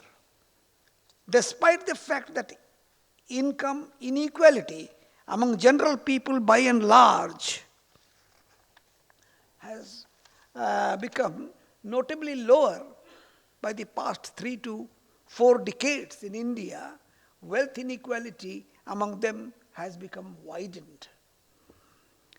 And there are also other sectors which I just to elevate from such mishandling as well as unhealthy situation, there is ardent responsibility of common people lacking due to sense of self-awareness and self-responsibility, governance at all fronts, and also the different social organizations dealing with all such issues. All of those need to make sincere effort to induce people to adapt the new plans and devices that are necessary today. It's not enough that as the citizens of India, one is politically independent and is now relatively more developed and progressive. There are still many fronts, many where much care and responsibility for all the people of India are needed. For that, intensive educative measures are to be included, both formal and informal, among all sections of people. All this is of human people at large. There is need for cautious analysis and scrutiny, so that those do not disturb the socio-individual coexistence in the earthly empiric setting. In that sense, the spiritual value and ideal, if at all, are to be injected among the youngsters. In particularly the elders, utmost care needs to be checked as to how far and to what extent those are of pragmatic significance, as per the present requirement, so that the general sense of progress on all socio-individual fronts are not adversely affected to inflict countrywide indiscipline and disaster. And the spirituality in its lexicographical sense and also in generally accepted sense as something not merely confined to social, but rather more giving more emphasis. Blind belief, dogma, superstition, and refusal to move for any discussion and debate are not simply amongst the one section of individuals. Those are just anywhere. Hence, immediate corrective measures is essential. It appears evident that sustainable development, community progress can be fruitfully pursued and accomplished, primarily harping upon change upon pragmatic and also on socio-individually acceptable moral norm which are reasonably required as suitable at the empiric plane. Any hankering or empirical value encourage.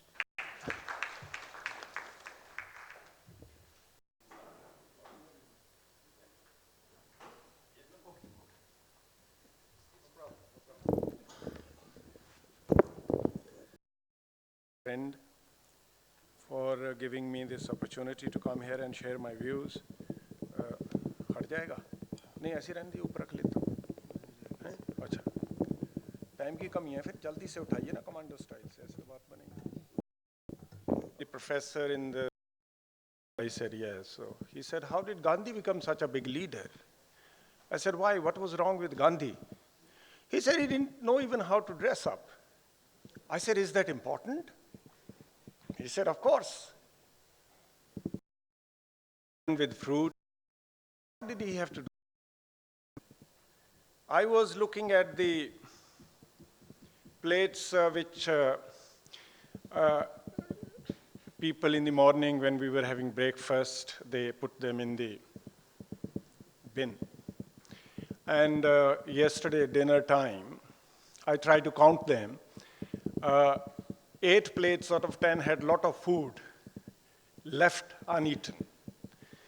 When a senior professor, do you think you, as professors, policymakers, managers, can be given the responsibility to uphold a system or propose a system which can sustain itself. I don't think so. From Buddhist perspective, I'm sorry to use the harsh word, in the capitalistic system that we have today in the globalizing world, this system is purely based on profit. You would like to have profit, you would like to make profit.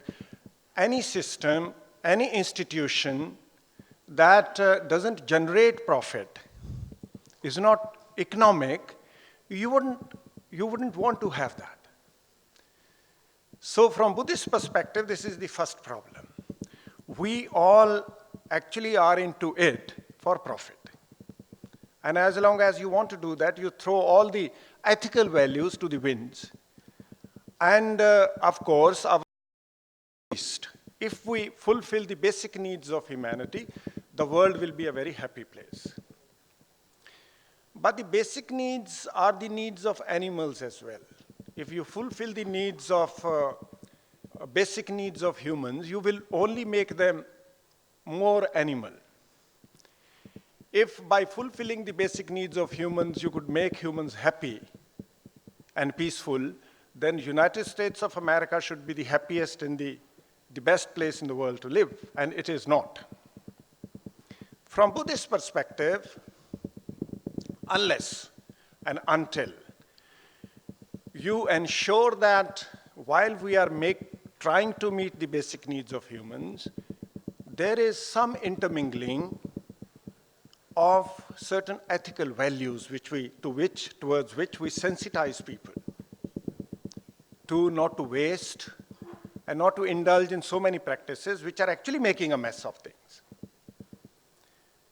So therefore, otherwise, even people like ourselves, as you at this stage of your life, no, I don't think it is possible. So from Buddhist perspective, the most important thing is to sensitize young boys and girls at the school level. Love, what is compassion, what is mercy, what is sacrifice, what is cooperation. Until we learn that and practice in our lives, all this talk about sustainability will be completely a failure, waste of time. Now, the Buddha says, for example, we are all linked to each other, all the living beings in the world, including fauna and flora. For example, even trees have one faculty from Buddhist and Jaina perspective. They are also some sort of living beings. And we are born each other's relatives.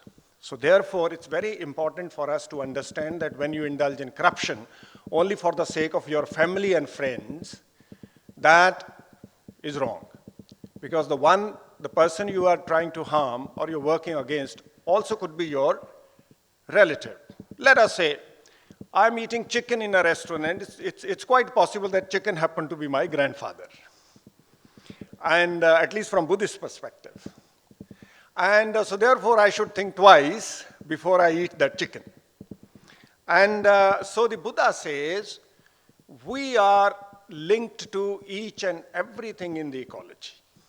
So therefore, before you do any harm to anything, you must remember this, that this could be your relative, this is you are part of that. So therefore, no harm should be brought to anything. The Buddha says in one of the sutras called Aganya Sutta of the Digha Nikaya, he says that the trouble in the world actually started when the concept of private property came into existence. He says, initial distribution, I come from the Cancer Belt in Punjab, where the food has been rotting, rice and wheat are rotting for the last so many years, whereas people may be starving in Kalahandi or Orissa or Jharkhand or wherever. It's a problem of distribution. If a gentleman in the United States of America can consume 60 times more than a typical Indian or an African, I wonder how that person can consume 60 times more than me and you. So there are other issues. Production actually is not an issue. So the Buddha talks about private property. He says initially everything was available in nature, people could go and collect it and were living happily. Then there was some wise guy who said, why should I go every day to the forest to collect food? Why not accumulate it for 1 week? Then there was another wise guy living next door, why not for 1 month? And so on and so forth. And as a result, nature was not able to recover. And so scarcity was created, nature was harmed, and then of course when people have those wise guys who were able to hoard, they were able to take advantage of that, they were able to exploit others, so on and so forth. So you have poor people and rich people, and then poor people obviously would commit crime because they have no access to resources. So when 2% of the world population would own maybe 70–80% of the, as long as you have that kind of unequal distribution, you simply cannot have any sustainability, any peace, any happiness in this world. So the Buddha says this private property actually was the main culprit, and unequal access to resources. And that's why some people call Buddha the first communist in this world. So I think it's the kind of solutions that generally are proposed in this kind of conferences are not the prevention of the problem, it is the cure of the problem. So the idea is how to prevent this kind of problem that has arisen. I think that is very important. We need to give some heed to that. And then the problem of competition. The globalizing, profit-oriented system in the world is creating competition. And it causes too much of wastage, too much of heartburning, too much of problem with the lipid profile of every human being who is in the system. You are made to compete, and then you are made to feel jealous, and that is the way you think you can progress. Buddhism says cooperation. Well-documented studies also show that instead of competing with each other, if we learn to cooperate, we need to sensitize people, and above all, the Buddha said again and again that I am not, or what I am proposing is not the only solution. So the Buddha was very pluralistic. So when I study Bible, or I study the Angas of the Jainas, or the Hindu Upanishads, Vedanta, all of them basically talk about cooperation, non-wastage, sensitization of the people. So I think what is important here is that we need to teach and sensitize people about ethical values, certain human values, whereby we don't waste and we don't compete with people, we don't feel jealous, we don't harm, we don't sabotage the system. So the kind of system you otherwise are talking about, my friends, have issues that you think are there, then if one person is trying to solve that, there would be 10 persons who would like to sabotage that. Because these are the people who control the world, politicians, bureaucrats, policymakers. It is their business, it is their career. So you need to stop that kind of system. So the system needs to be changed. Thank you very much.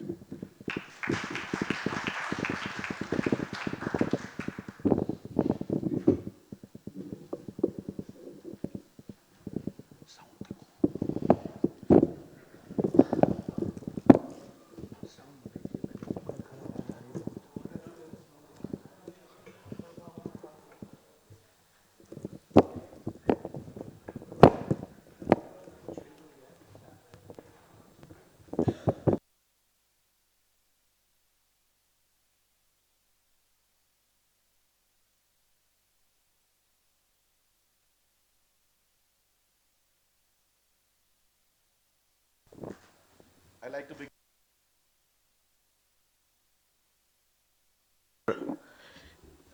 inviting me to participate in this conversation. And I'd like to begin with this rider, that what I present here is the perspective born of two sources, my own Judeo-Christian faith tradition, and my life with the poor. This faith tradition tested and tried with my life with the poor. I went to sleep last night with this news from the New York Times that the Earth, Mother Earth, has hit a temperature record for a third year in a row. Such extreme climatic variation in such a short span of time. Very disturbing news. And we already heard the other news which was out by the Oxfam inequality report, how the income disparity is on the rise. 1% of Indians own 58% of country's wealth. Lots of news about negativity, despair. So how do I locate sustainability in such negativity? And with Martin Luther King Jr., whom we celebrated just 2 days ago, I ask, in his own words, where do we go from here? Chaos or community?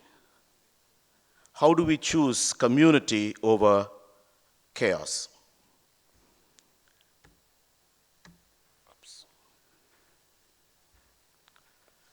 And I look for answers, I search for answers. And possibly my faith tradition, and here again a rider, you really don't need a faith tradition nor a philosophy nor God to come out with answers. This is coming from a priest. My God, the God from my faith tradition, is relational. He's not one but three, a community of mutual self-giving who reveals in community and establishes community. This is the belief system. No one has a hotline to God, as one of my mentors, Felix Wilfred, would put it. God always reveals in community and establishes community, whether it was the community of the freed slaves in Egypt, a historical fact, or the community of the followers of Christ in the New Testament. And God chooses. I always believe this, and this choice has consequences. God chooses, and this choice of a particular, let us say, Jewish nation or the church, whatever you call it, the choice is always for universality. And this choice is for the welfare of all. As I continue to learn from the Hindu tradition, Sarva Bhuta Hite Rata, the passionate concern for our common destiny, the welfare of all. Especially the least, the rise of the last, the Antyodaya, the Daridra Narayan, because of our own interconnectedness, in spite of our seeming separations due to various conditionings in time, in space, in creed, color, caste, gender.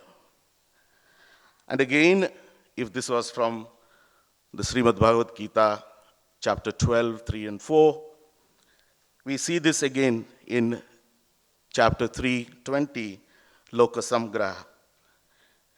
And if this journey of my life, this journey of my salvation is from God to God, this is very well brought about in popular imagination in the novel The Brothers Karamazov. I'm sure all of us are aware of this, that this particular onion that this woman gave brought her salvation. And as the angel is pulling her out of the lake, which is supposed to be hell, and had almost pulled her all the way out, the other sinners also caught up with her, with this woman, and began holding on to her feet. This is my onion, not yours. No sooner did she say this, the onion broke, and the woman fell back into the lake and is burning there to this day. And the angel who was supposed to take her out of this hell is weeping and went away. To love and have the desire to save everyone. The greed and selfishness about which my previous panelists spoke about lead to every kind of distortion. Hatred and exclusivity are the most offensive or spiritual impediments. My salvation is dependent on and intricately linked to your salvation. Such interconnectedness, such interdependence is all pervasive, embracing the self, the others, and all of the created universe and God. And this God is sought and encountered in all of His creation, in me and in others, especially the least. The creation is God's gift to me to be its steward. This earth is my home. The last truth being especially now brought about by Pope Francis, whose namesake called the sun the brother, moon the sister, St. Francis. In such a worldview, God is perceived as personifying unconditional love, who in compassion creates humans in His very image, who in compassion hears the cry of the poor and frees them, who in compassion is born as human being, and who in compassion is brutally murdered on the cross, validating the weakness of power and the power of the weak.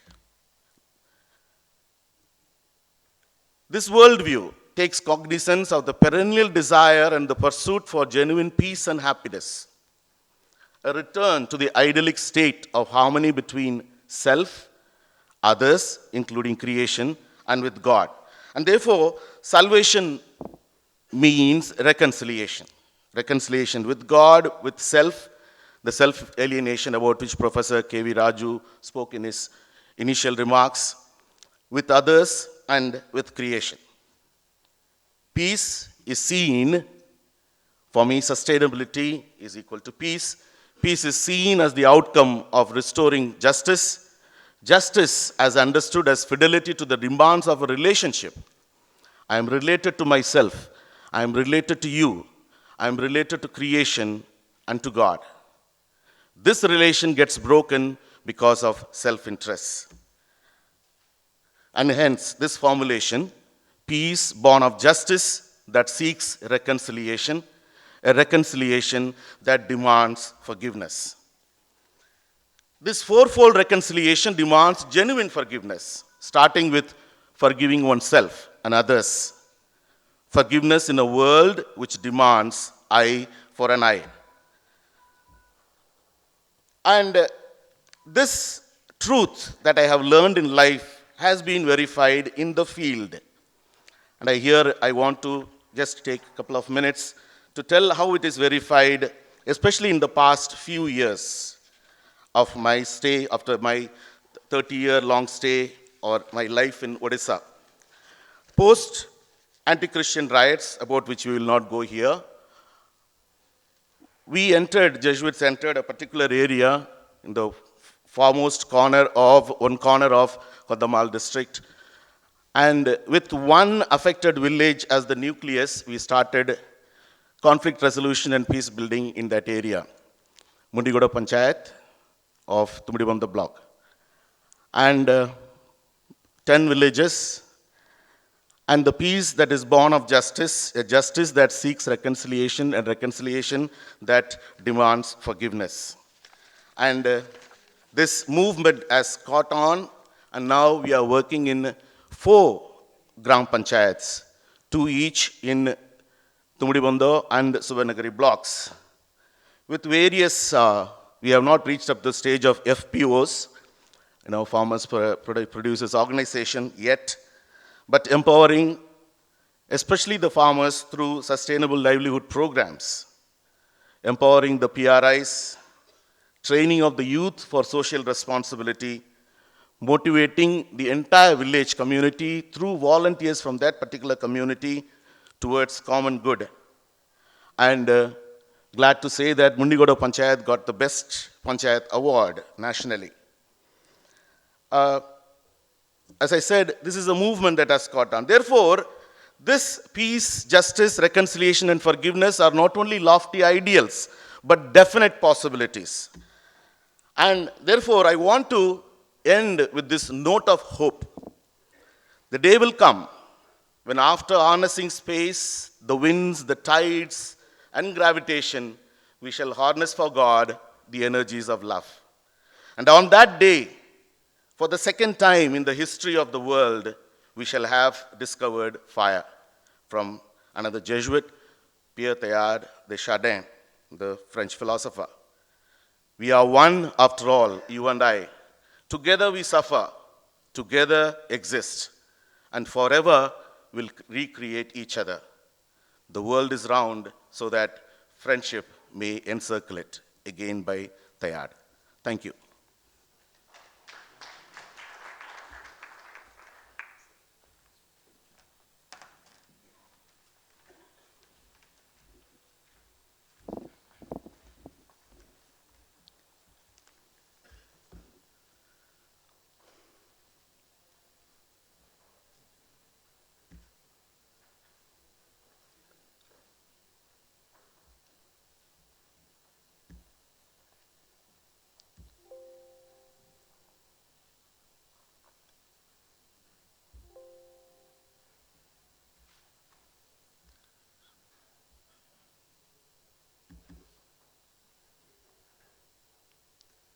Can somebody help opening the presentation?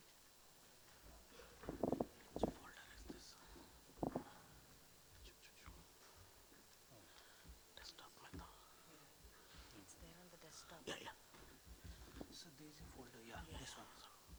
one.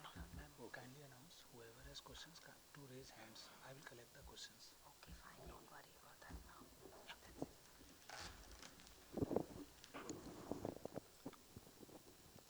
Thank you very much for this opportunity. It's a beautiful topic we are deliberating on, relationships and sustainable communities. While we speak on the subject of relationships and sustainable communities, we need to understand the causes of relationship, why relationships get caused or appear. We need to speak about what are the consequences, what are the repercussions of those relationships, and how institutions can be seen as just a web of relationship. And therefore, the working of institutions can be seen as a manifestation of the quality of relationship that exists in those institutions. But behind the relationship are certain things, the mental construct, the needs of the individual, which I'll be speaking on. I draw a lot on very scientific principles of psychology, of biology, of physics, of biochemistry in my presentation. The first thing let me present to you is the well-known Maslow's hierarchy of needs. Most of us don't fully subscribe to the idea of hierarchy of needs, but this tool is useful just to understand what are the kinds of needs that human beings have. We all have a variety of needs: physiological needs, safety needs, love and belonging needs, esteem needs. And to fulfill these needs, we spend our time, we spend our life fulfilling these needs. The mind is the instrument which helps us in designing a plan of action for the fulfillment of those needs, for which it keeps generating thoughts, feelings, emotions. It has memories, it has craving, it has aversion, it has what is called the framework of likes and dislikes, which constitute the human personality, the uniqueness of the personality. All of us, all our minds seek safety, comfort, pleasure, appreciation, esteem, love, care, belongingness, respect, domination. We all need these things.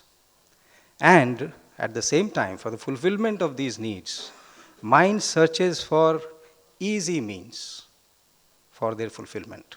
Because mind wants comfort. It doesn't want to take up hard work. And therefore it looks for easy means to fulfill. So the internal contradiction lies within the mind.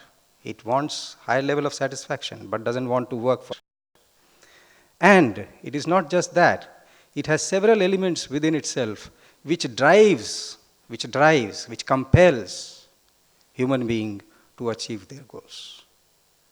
So these emotions or these feelings or these craving and aversion have a compelling force.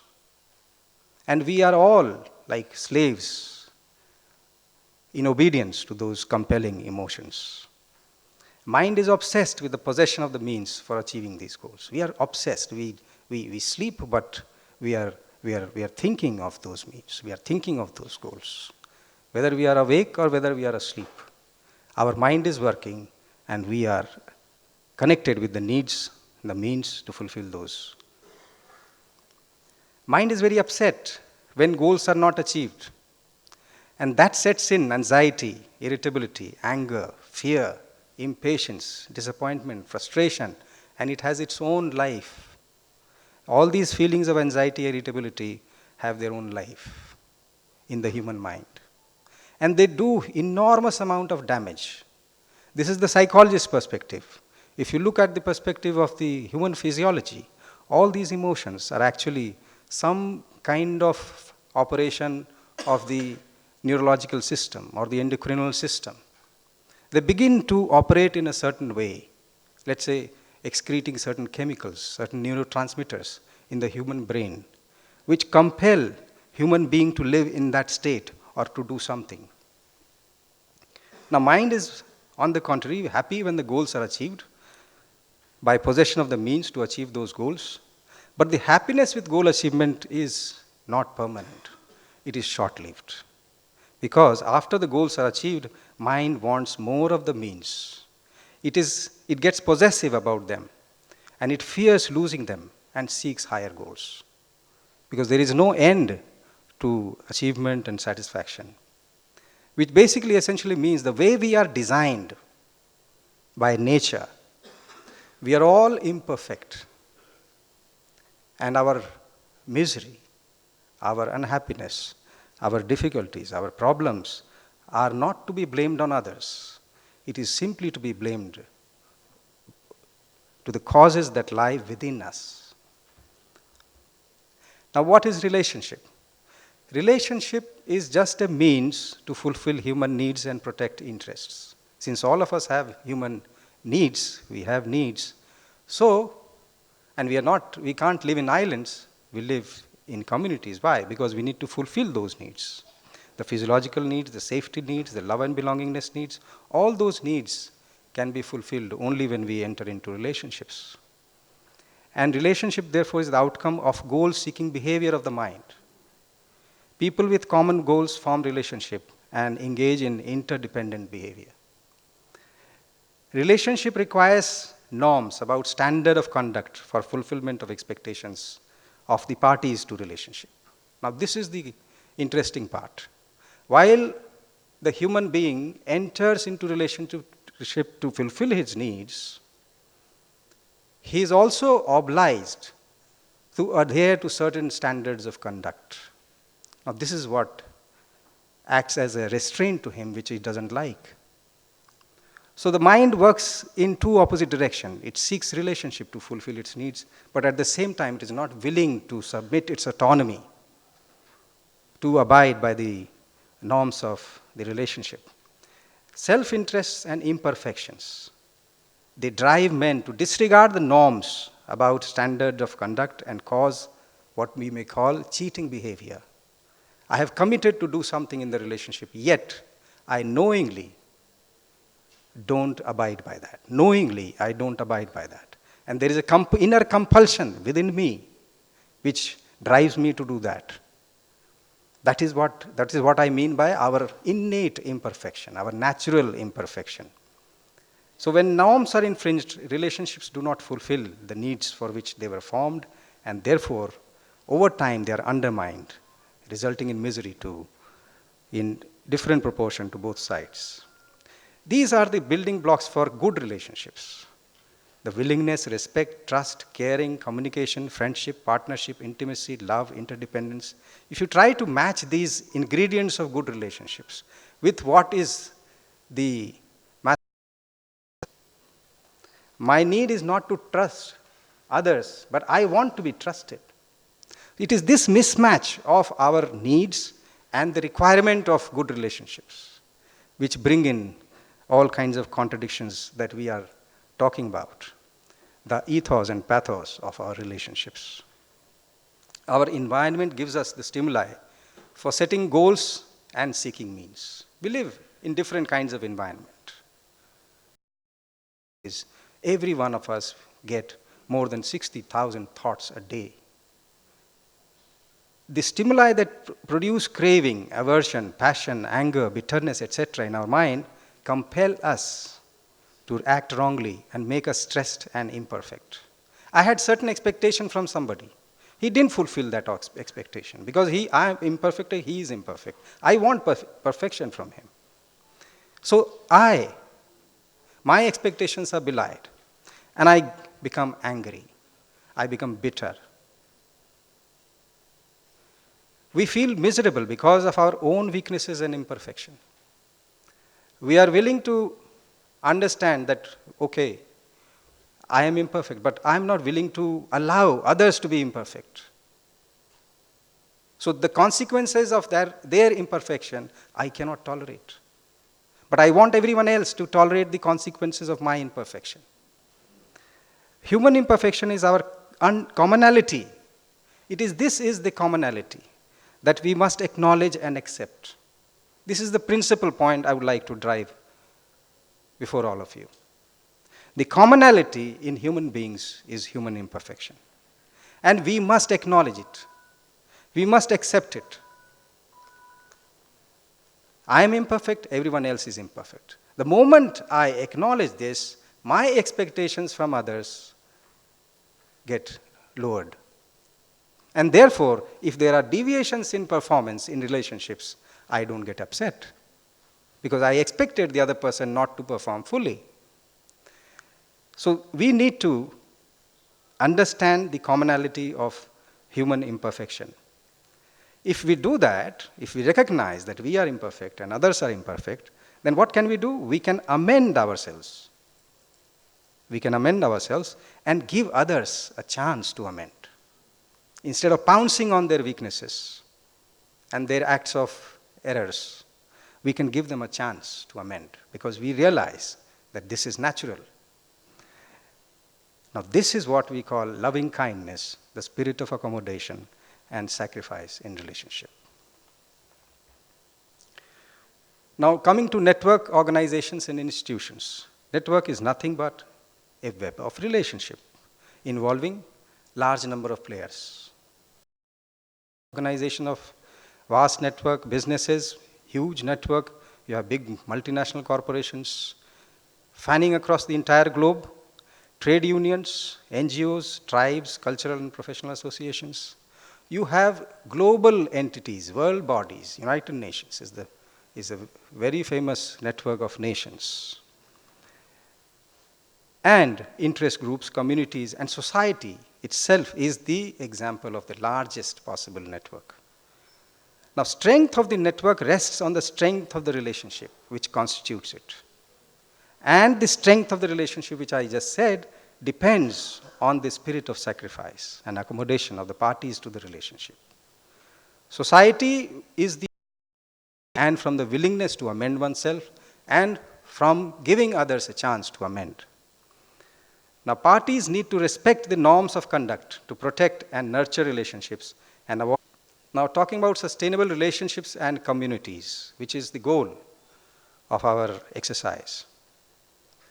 Now, requirement of sustainable relationships and communities. But see how the mind operates. Mind, in its bid to fulfill its narrow interests and goals, does not care about the abuse and exploitation. Why do we see so much of examples of abuse, so many news stories of abuse and exploitation on a regular basis in the newspaper? And the reason is this, because the mind is constantly frustration, anger, envy, violence, and distrust. It happens at the level of the families, where men and women separate, get divorced, or it can happen at the level of nations. Society makes laws How does the society try to handle this dissonance of the unpredictability of the mind? It tries to set rules of behavior by making of laws. So if men and women, husband and wife are fighting, you have the law of marriage, the law of divorce, to enable them to peacefully separate or to reconcile. However, the catch is law and justice being man-made. These are all man-made institutions. And therefore, they suffer from the same limitations of the caprice of human mind and cannot be effective, still have problems. Reason being, they are operated by human beings. And as I said, human beings have minds that run in two contradictory parallel tracks, trying to fulfill needs but avoiding to fulfill its own obligations. Now here, we talk about the primacy of relationship. These cannot be enforced by law. It has to be built inside the human mind. It is that